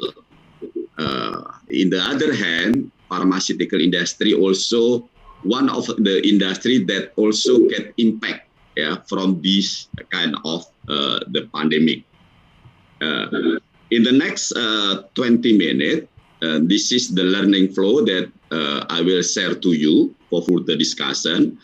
First, I will share about the overview of pharma market update globally, and then go deeper on the what we are facing here as a pharmaceutical practitioner, some pain point in Indonesia healthcare and pharma. And then the third one, based on the pain point, what we need to do, we need to do the strategy shifting, for the government in terms of healthcare and also for the pharmaceutical practitioner. And then the last topic, this is also still related on the consumer behavior on the COVID-19 vaccine acceptance. I will share just some result of the survey.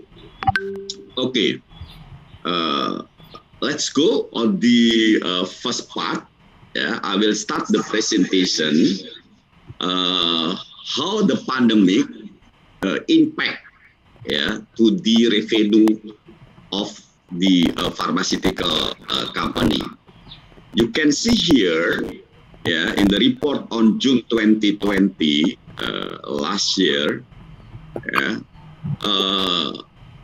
COVID-19 already impact on the forecast of the revenue almost 5 billion. This means that some people say that pharmaceutical company will survive, something like that. For the local market in Indonesia, I can share to you, I still remember last year in period of April and May, we are declining around 50 to 60% of our sales. Even we also have the supplement and vitamin product that at the time the sales is increasing very significantly, but still the sales of the vitamin or supplement cannot compensate our losing in the other therapeutic class territory. So this data proven us that the COVID-19 also impact the revenue of big pharma as well. The latest report in December 22, this is just to give us the picture that Pfizer still will be in the top position in terms of the pharmaceutical company. As we know that Pfizer also have, with the collaboration with the other company, also expected some very boosting revenue getting from the COVID-19 vaccine. The good information from this is about the Takeda. Takeda, predicted will be in the top 10 position. And this is, I think this is the first year that Takeda will be in the top 10 position, because there are Takeda, there is a merger with some company as well. Now, what we are learning from this kind of situation related with the pharma industry, we found that there is a what do you call it? There is a two thing that happened in the pharma industry: collaboration and competition. You can see from this data here, yeah, the alliance, acquisition, financing, yeah, increase, yeah.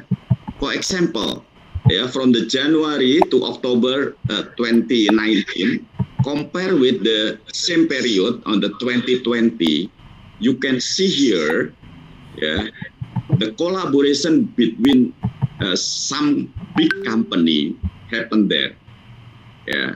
So this is the positive thing that happened in the pharmaceutical company, yeah, because they see the competitor not as the competitor, but now the pharmaceutical company also see the competitor as a partner to be collaborate.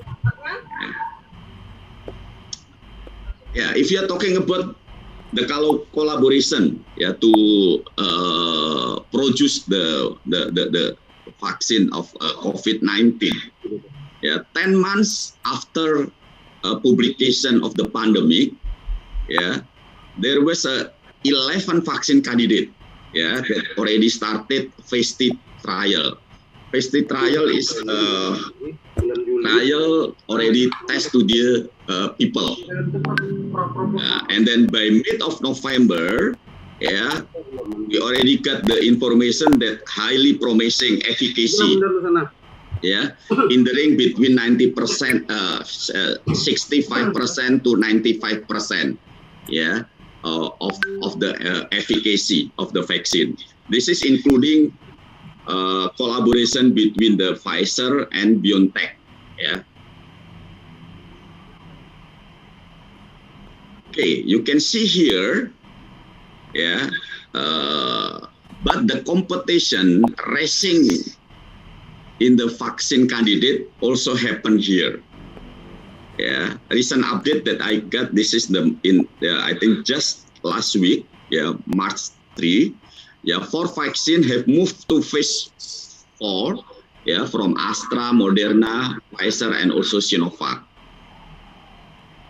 In total, around the world, there are now 76 COVID-19 vaccine candidates, yeah, undergoing clinical trial.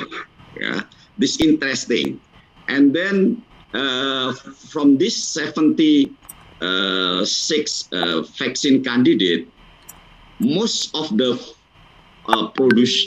manufacturing, they collaborate with other pharmaceutical company, not as the single company. So these two kind of data show us there is a collaboration, but also in the same time there is a competition, yeah, during this pandemic for pharmaceutical industry. So next, what is the some pain point, especially in the Indonesia pharmaceutical industry? Yeah, let's talk about the health worker first. The data that I get from the Indonesia Medical Association, yeah, since March 2020, yeah, at least already more than 600 medical workers have died after being infected with the coronavirus. And then the data show also that 300 of the 600 is medical doctor. So by having this kind of situation, some pain point is physician or medical doctor limit their hour of practice. Yeah, the doctor very carefully to meet people, very selective people that can meet with the physician. Yeah, also especially to meet the pharma representative as well. How about the patient? Yeah, we found in the data and also in the real life that people avoiding to visit healthcare facility and also delaying getting treatment. I have discussion with some patients that get the hemodialysis. They more prefer also to delay the hemodialysis. Yeah, so sad that I got the information from the patient that, sir, better I die at home than I die at hospital and no family taking care of me. That's very sad. So that's also the reason people avoiding visiting the healthcare facility. In terms of the pharmaceutical representative, yeah, as you know that to increase the demand, yeah, we need to meet with the physician, with the committee of the hospital, yeah, to create the demand. But the challenge is they close, they limit, yeah, of the pharmaceutical representative to meet and also to visit. This also the other challenge.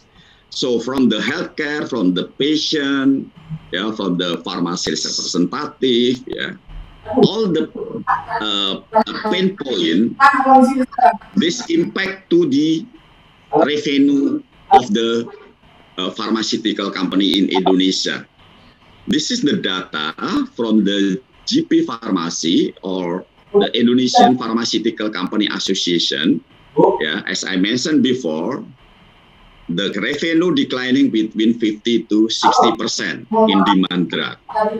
So impact of the declining of the demand, of course, the production also declining. Production capacity also declining less than 50%, yeah, in the past 3 months. And then because the production capacity is less, impact to the termination of the employee, yeah, roughly around 2,000 until 3,000 worker, yeah, already laid off, yeah, because of the drop in demand. So by having this kind of situation, the healthcare and pharmaceutical industry need to start to thinking. Yeah, some pharma company already start to do this kind of the shifting strategy. So first, in terms of the government, I think need to think health, not healthcare. What does it mean?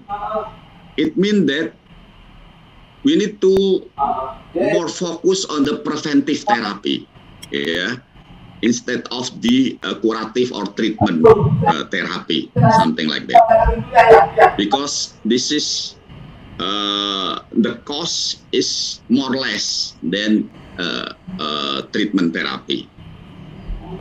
The second one, this is from the for the organization or the company. Yeah, there are, at least in my opinion, there are two big strategy to recovery. First, we need to do the remap portfolio of our product, the product priority, yeah, based on the market change. So some company that have, for example, the local company, usually they have hundreds of the product of the generic. Yeah, currently they need to do the remapping as well. What kind of the product to be the priority of the company, yeah, based on the market changes. The second one, the organization or the company need to be more agile to reorganize the asset and also structure, yeah, to survive.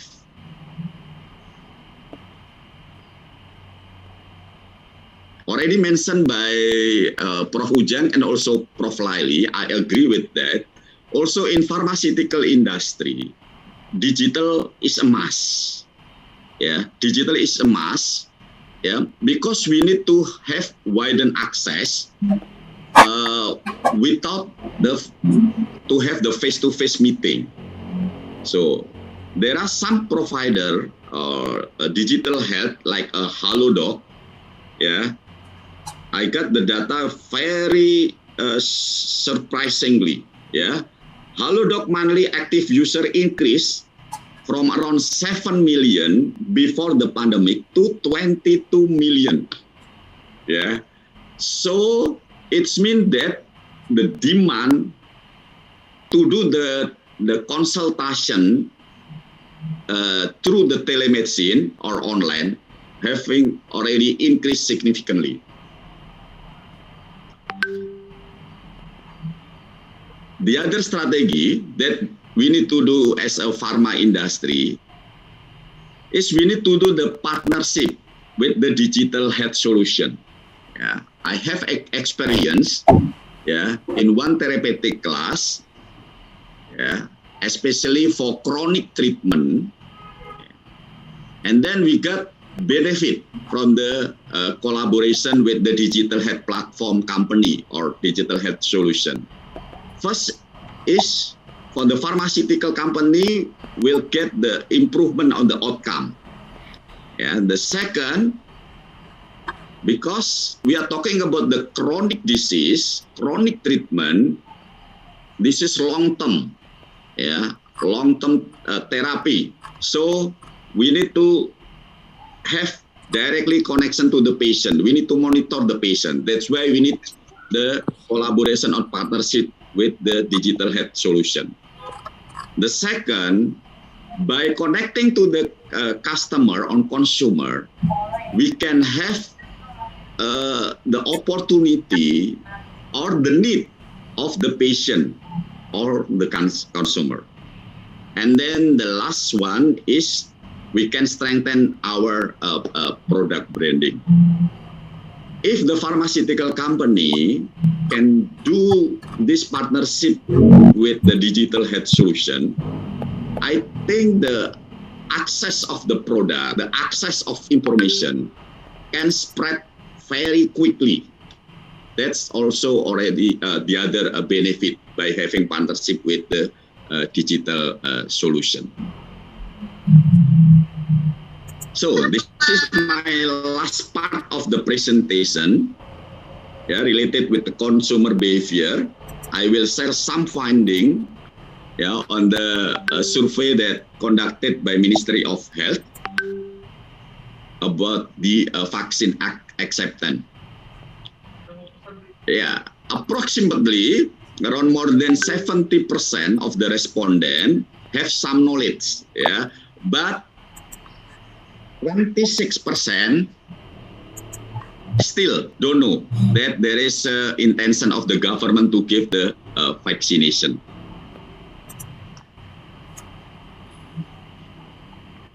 So this the interesting result. That's only 60%. Yeah, only 60% really accept to get the vaccination. Yeah. The rest still in the vaccination hesitant, and then around 8% rejected or refused all the vaccine. And then the reason, the hesitancy is they have some reason, yeah, including the safety profile, yeah. I will share to you why they refuse all the vaccination. This is the most common reason for not accepting a vaccine. Yeah, they're not so sure about the safety, yeah, the effectiveness. Yeah, this is both very big reason, efficacy and safety. But also interesting part also related with the religious belief, yeah, or just not trust in the vaccination.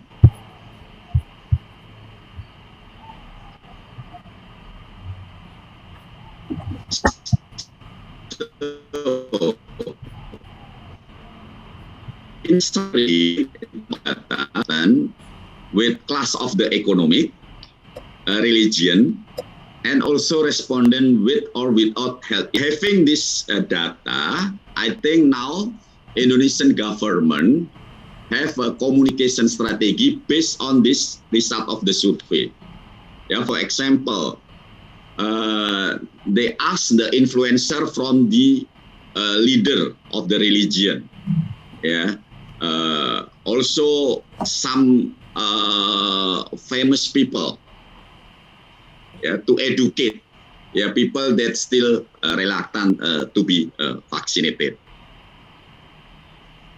I think that's all my presentation. Yeah, I give the floor back to the host. Thank you. Thank you very much, Agus. Very interesting topic that we discuss about the micro industry on pandemic era. And there is an issue that can be used by students. Maybe there can be collaboration between Indonesian and Malaysian students to trying to to make collaboration research about something that already concluded by Dr. Agus Darjono. I have a conclusion like this, if it allow, Agus. So there is a relationship between medical treatment. I make it more generally, not only vaccination. There is a relation between medical treatment acceptance with class of economic, religion, and health insurance status. Is that like that, Agus? Yes, yes, yeah. So it must be interesting topic for students and collaboration between maybe UPM, ipb, UNER to to testing this hypothesis. Yeah. Okay, Pak Sri, what should we do next? Going to the discussion, Pak Ganjar. Okay. Waiting from the audience to give the question to the Pak Dr. Agus. Maybe Pak Ganjar have some kind of question, maybe. Yes, I have something come out in my mind about. Okay, right now we're trying to prepare in Indonesia, preparing about vaccination, and maybe there is a sanction also, especially for a civil officer that if they not commit to vaccination. So I would like to know about the opinion of the practice practice side from Pak Agus and Pak Sri Hartono. Is there any optimism after the government conducted vaccination for our public, for our people? Please, Pak Agus, Pak Sri. Yeah, thank you, Pak Ganjar. Last week I met with the Kimia Pharma, and then we are discussing about the accelerating the vaccination for the corporation. So now Indonesian government already open this kind of we call it the vaksinasi mandiri. Yeah. So this to accelerate to get the herd immunity. Yeah. So based on this, I think back to your question, Pak Ganjar, we are very optimistic. Yeah, there will be recovery. Yeah, on this, especially in the pharmaceutical industry, by having this acceleration of the vaccination. Pak Sri, you want to add something? Yeah, actually, because I currently also as the owner of the business. According with the question from Pak Ganjar, that talking about the optimism after the pandemic, I think we are as the entrepreneur, the always optimism. Every kind of activities, Pak Ganjar. Business practice so always optimism, yes, Pak Sri. Important thing that we have to take note, but we cannot doing same thing with the previously. That's a very important thing. We have more more agile compared with previously, because the challenge in the future is more challenges for us. So we have to think something with how to give the good for us. So we have to think something with how to give the good services to the customer. That's for example, how we are come up with any kind of digitalization is very important for the entrepreneur. We cannot just only doing the offline or something. We have to come up with the online marketing or something. So as the entrepreneur, we have to more learn with the previous accident, because the pandemic we cannot avoid. We just given with the accident. So because I had experience, Pak, there are many. I had company that already closed because we are losing a lot of money also because the impact from the pandemic. Even business in the pharmaceutical industry field is not guaranteed. Even we are in the pharmacy industry, we can survive also. So I think we have to try to looking for another opportunity, doing the diversification of the business. Is it something that we can do in the future also? Okay. Okay. So every student in business area should have the spirit, optimism things. That for business practice we should have optimism spirit. Okay, maybe I would like to know about the practice in Malaysia also, Prof. Laila Paim. Is there any optimism for Malaysian people after vaccination? Or maybe Prof. Fasli? Yeah. Actually, yeah. right Prof. Laila. Yeah. There is question. Okay. Actually, right now we are in the process of registering, whether to get vaccinated or not.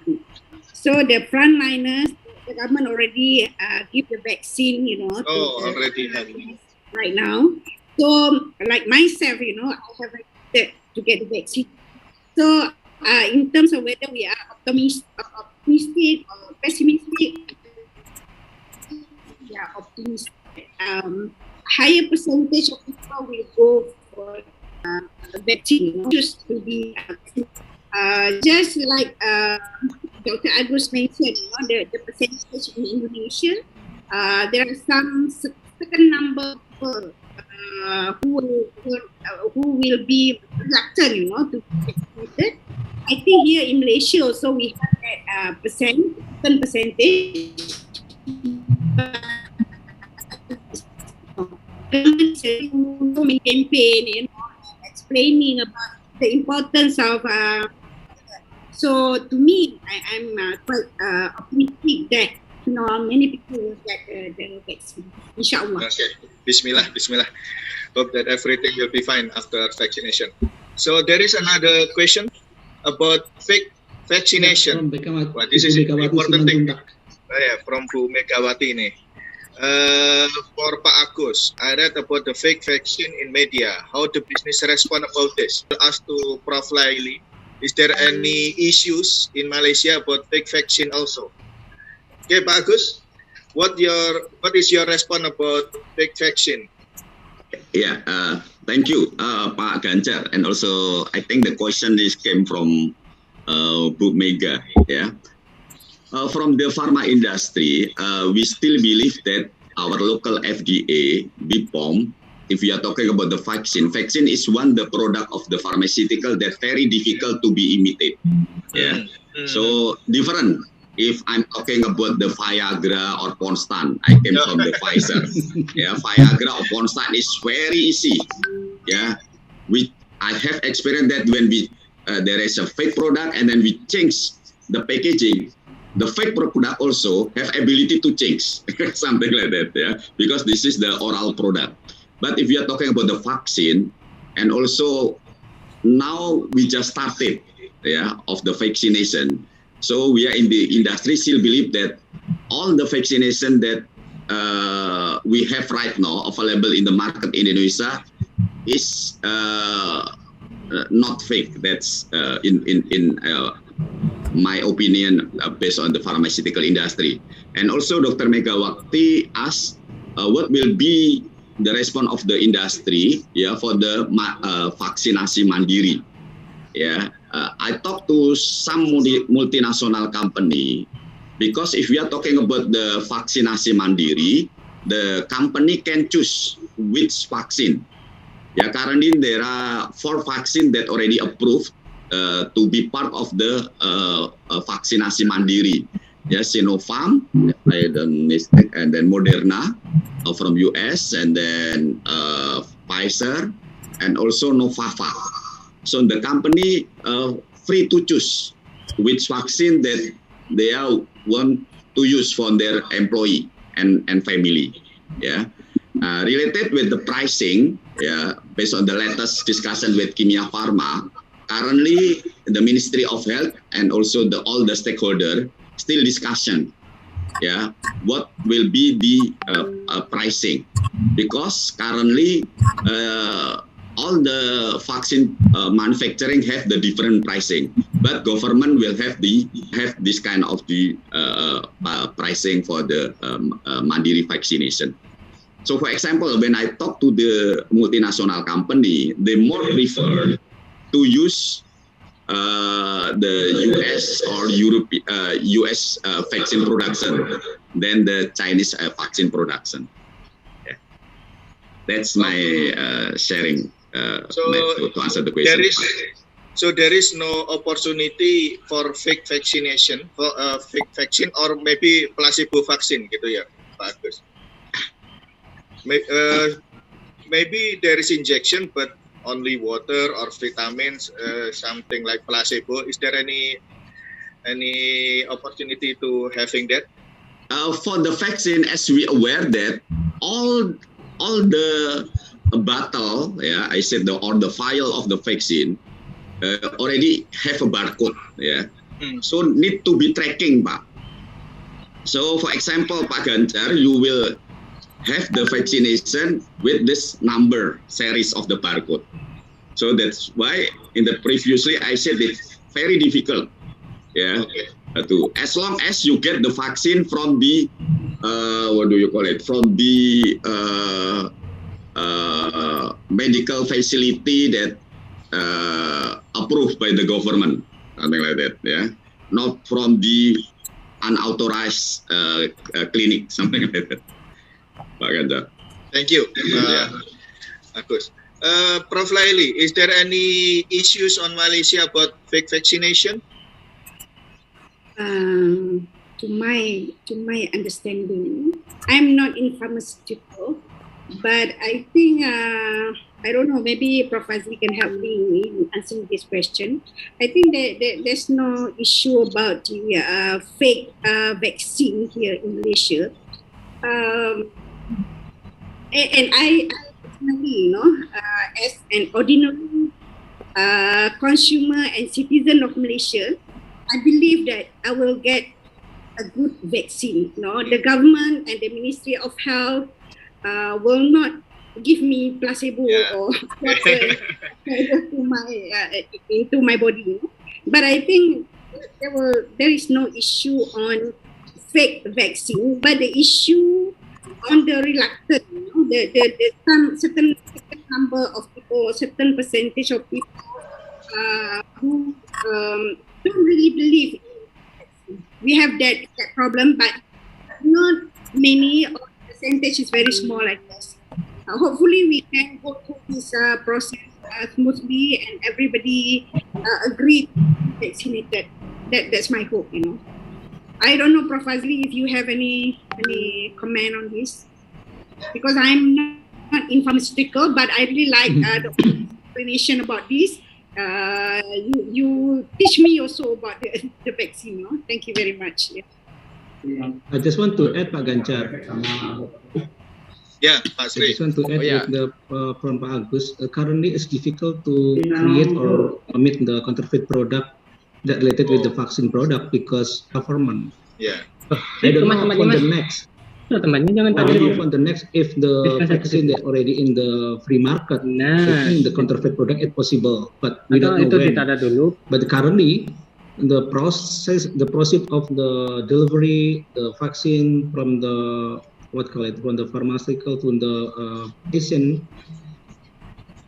is very tight every point. So I think it's impossible from the private sector to create or to meet with the counterfeit product. Okay. That's all my additional information. Pak Gancha, Prof. Hasli, if I may up, Pak Gancha. Okay, please, Prof. Hasli. I do agree with Prof. Lali. To the best of my knowledge, at this moment we don't have any issue like fake vaccine. Most probably because we are just received our vaccine, right? So currently in Malaysia we have four type of vaccine. From Pfizer, from AstraZeneca, Sputnik, and then also Sinovac. But I do believe that with enforcement by National Pharmacist Regulatory Authority, difficult to have this kind of like what we call it fake vaccine. But I think when we conduct research about this, we can add one variable is about trust. Right. Yeah. So if people have trust, so the reluctance of people to accept the vaccination will be eliminated. Something like that, yeah, Prof? Yeah, I do agree with you. As mentioned by Prof. Lali, I think currently in Malaysia, it's not issue. The challenge is that in terms of the acceptance, and then also in terms of the awareness of the citizen, whether it is good or bad, what are the effects. Nowadays, government play a vital role in promoting the importance of vaccine to the citizen. Okay, I think Pak Sri, for the conclusion, there is one question that maybe can be answered by all of our speaker. This is from Alpha about some people who reject the vaccination. What can we do for them so they can accept it? It's about consumer behavior, how to persuade people from rejection into acceptance thing. So I think we can ask to all of our speakers. Yes. Okay, Prof. Ujang maybe. Prof. Ujang, how to persuade the people who reject? Yeah, I think. Any tips or any Can you hear my voice? Things that we can do. Can you hear me? Hello. Prof. Ujang? Yes. What kind of media? What kind of message? Hello. Can you hear me? Yes, Prof. Ujang. Yes, I think first we have to understand what are the reasons they reject the vaccine, and then after we understand the reason, then we have to make a public announcement about the positive side of the vaccine. Yeah.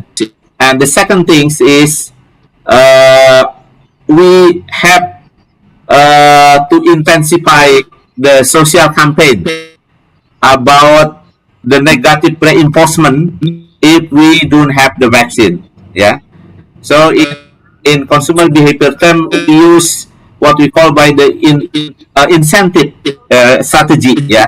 So provide the community and the people with incentive by the government. Yeah. What are the advantages after people being vaccinated? Yeah. I think that's one of the strategies that can we use. Yeah. And also we have to find some of the influencer people to also campaign. This is a mixed social campaign about the importance of the vaccine. That's of my thought about the question. Yeah. So we could use celebrity just like Ahmad Rafi.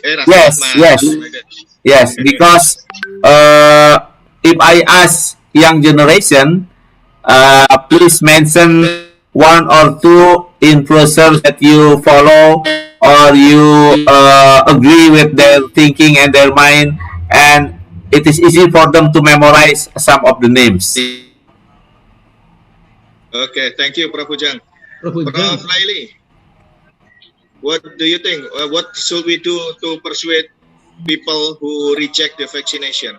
Okay, I agree with Prof. Ujan. We need to understand the reason, why they reject the vaccine. But I think the awareness, giving information and true facts about the vaccine is very important, to increase the confidence level of the people on the vaccine. That is very important. And some people are just don't care, or very, they have very negative attitudes, toward vaccine and things like that.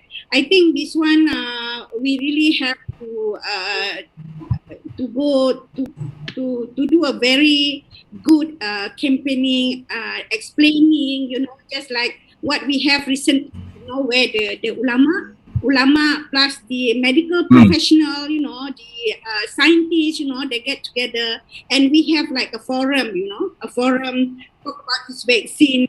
Is it halal, non-halal, and things like that, the effect of the vaccine on the health of the people.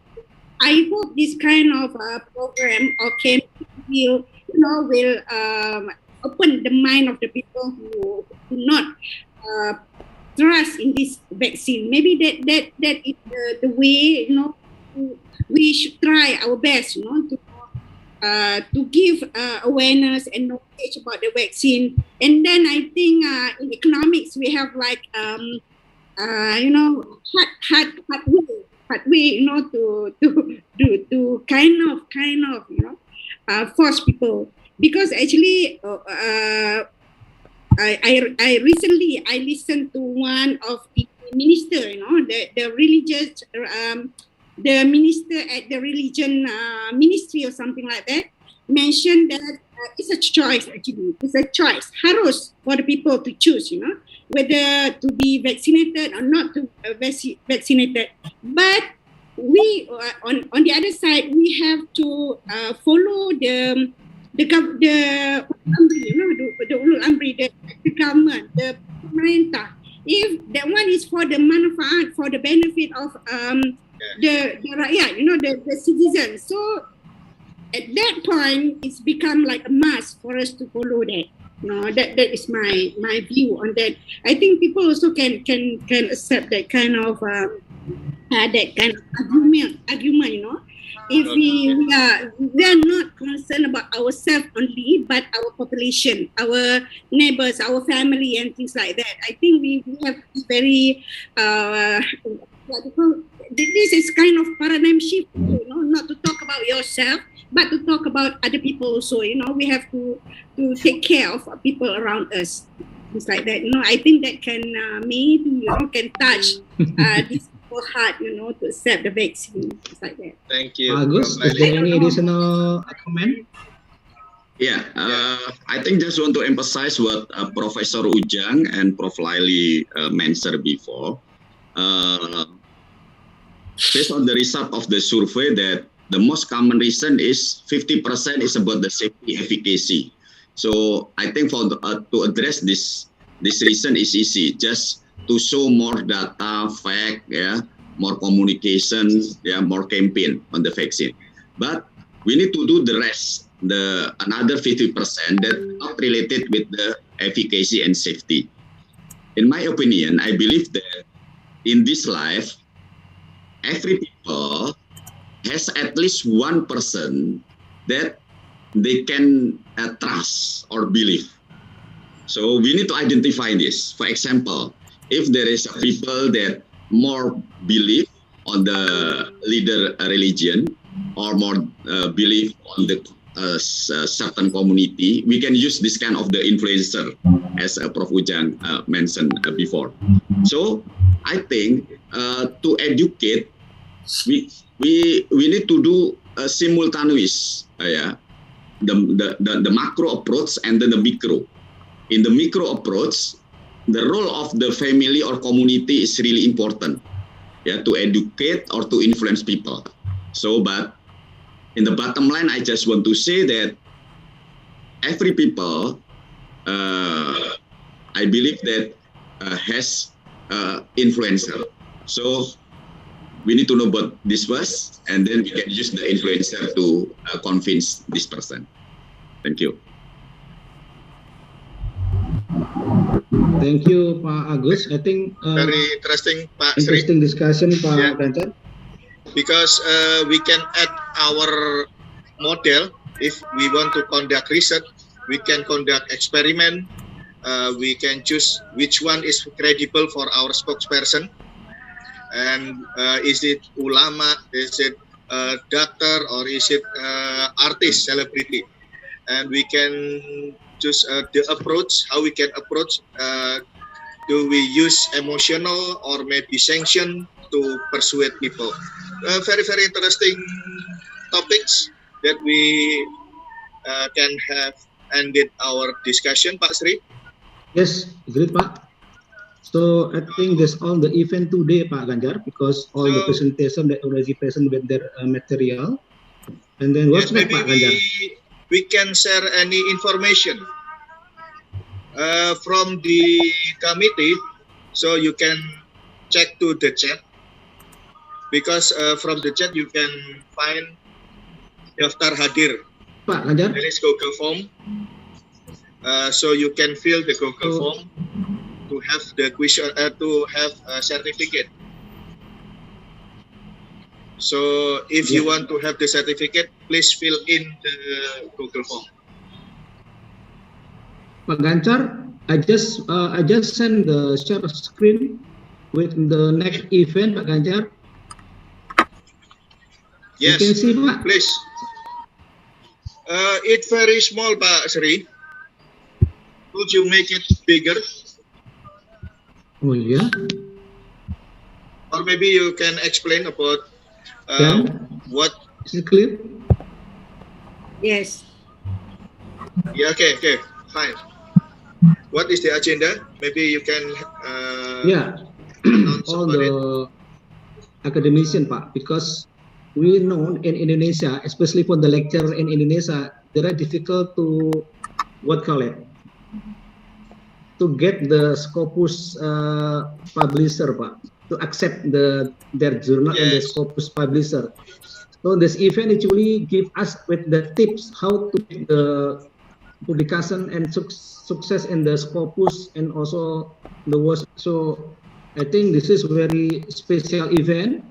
There are two speakers, Professor Dr. Ivan Lau Pohok and also Dr. Pandi Ciptono, lead by international speaker, ya Pak? Professor Dr. Muhammad Fatih Sabir. Yes, international speaker in the world.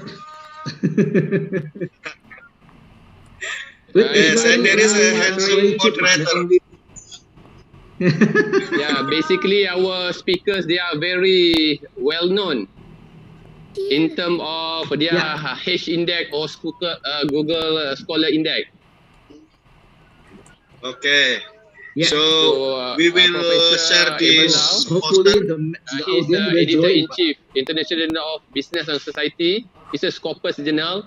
And then also Dr. Fendi, our ACCM founder. He has been deputy editor for several journals. So I do hope each of you can join us during this our webinar. Yeah, also very cheap for the registration, Pak, only 300,000. Very cheap. When it be held, Pak Sri? Yeah. 27th of March. 27th of March. Yes, 2021. Join Saturday, with our international workshop about how to publish in Scopus. Okay, is that all, Pak Sri? Okay, once more. You can, if you want to have the certificate for this seminar, for this international seminar, so please register again. Please fill your data in the. You can check it in the chat. There is guestbook that you can fill in. Yeah. And please following our next agenda, because there will be much more event that conducting by collaboration between AACIM and MACFEA. Okay, Pak Ganjar. Pak Ganjar. Yeah. Can you explain also that For AACIM member, it is free. Okay. And also, if a non-member would like to participate by fee, that's automatically become the member of the AACIM. Okay. So there is privilege as a member of IAC member, ya Pak Prabujang? Yeah.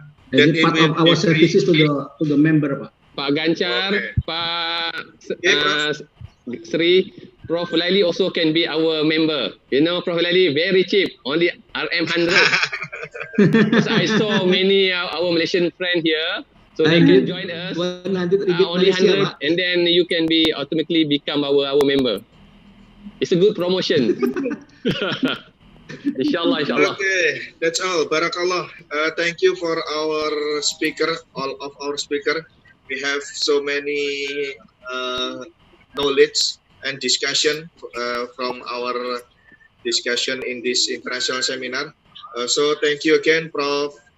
Laili Paim, Prof. Ujang Sumarwan, and Prof. Dr. Agus Heri Darjono, and also our remarkable guest, Professor Dr. Muhammad Fazli Sabri. Thank you for the inspiration, for the opinion that you already shared to us. Pasri, so I guess this is the end of our seminar. Yes, Pak. Also, I just want to say apologies if there any mistake during the event. Hopefully, for the next, all of the audience will join in other event, Pak. Hopefully. Oh, there's still one more question, Pak Sri. Oh yeah. About registration form. How can they get the registration form for AAC member? Oh, Mas Kemal sudah sharing dari registration for AAC member. Okay, Thank you, Mas Kemal. Thank you for all of the committee, and please be sorry if there any mistake during delete the program. Yes. Barakallah. Assalamualaikum. Waalaikumsalam warahmatullahi wabarakatuh. Thank you, Prof. Laili. Thank you hostnya juga, Pak Sri, Pak Gancar. Pak Gancar. All the audience. Agus. Everyone. All of the PPT PowerPoint will be set on AAC site. Is that true, Pak Sri? Yeah. Thank you. Yeah. Okay. Thank you, Prof. Ujang. Thank you. Thank you all of you. Thank you all. Thank you, Prof. Sri. Thank you very much. Thank you. Prof. Gancar. Thank you. Thank you. I forgot to explain about Professor Amal. The link. Okay. Come on, I write down. Okay, bye. Gancar, there is no photo session. Hey, we have make a photo session. We should have our photo session as usual, you know. Yeah. Forget about that. Okay. Okay, committee. Link of presentation, please. Okay, I will take a screenshot. Kemal, ready? Okay, Prof. Yeah. Prabu Jen, Yes. please on. Oh, Okay. yeah. Okay. Ready? Yes, ready. 1, 2, 3. Smile. Ya. Untuk Okay, wait.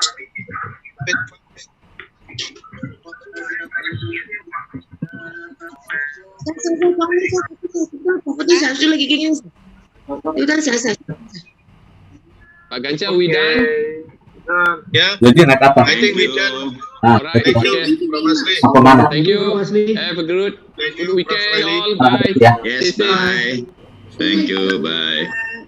Pak Gancar. Yeah. Pak Gancar and Dr. Sri. I just want to explain a little bit about Professor Amal. Oh yeah. Please Okay. explain. Previously, I'm a professor at the University of Malaysia. Pak Gancar, Okay. could you After retire, I was appointed as professor contract, meaning that contract for Professor 2 years. Amal. Oh, Oh, yeah. okay.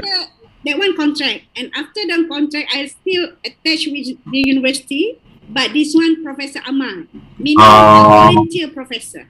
without pay. That's the meaning of Professor Amal. Alhamdulillah. But I still can use university address and things like that, but no pay for me. So that one is amal. Oh, we don't know about that term, Prof. Laili. Pardon? We didn't know about that term in Indonesia. Not There's a many new term. university have this scheme, you know. This is the amal. Yeah. Okay, bye. Barakallah, Prof. Laili. Nice to have in this. Thank you. Bye. Thank you, Prof. Laili. Waiting Ya. for the next collaboration. Inshallah. Prof. Laili, thank you for your kind collaboration. Yeah, Would you please yeah, Bu Sinta. send the absent? Ya, bisa. Soalnya tadi saya kebetulan laptopnya baterainya habis ketika mau ngisi absen.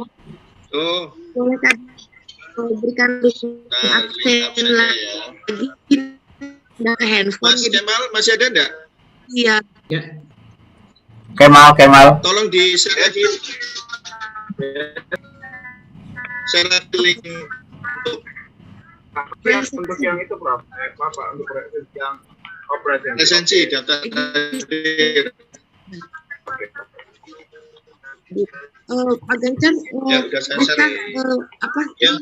cara email pembicara, Gimana Ibu? Putus-putus? email pembicara bisakah kita peroleh atau PPT-nya segala? Ya. Oh, untuk Nanti. materi PowerPoint nanti akan diupload di situs. Kasih tahu aja situsnya. Gitu ya, Prof?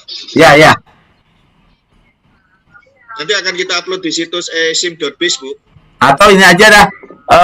Jadi bisa langsung ambil.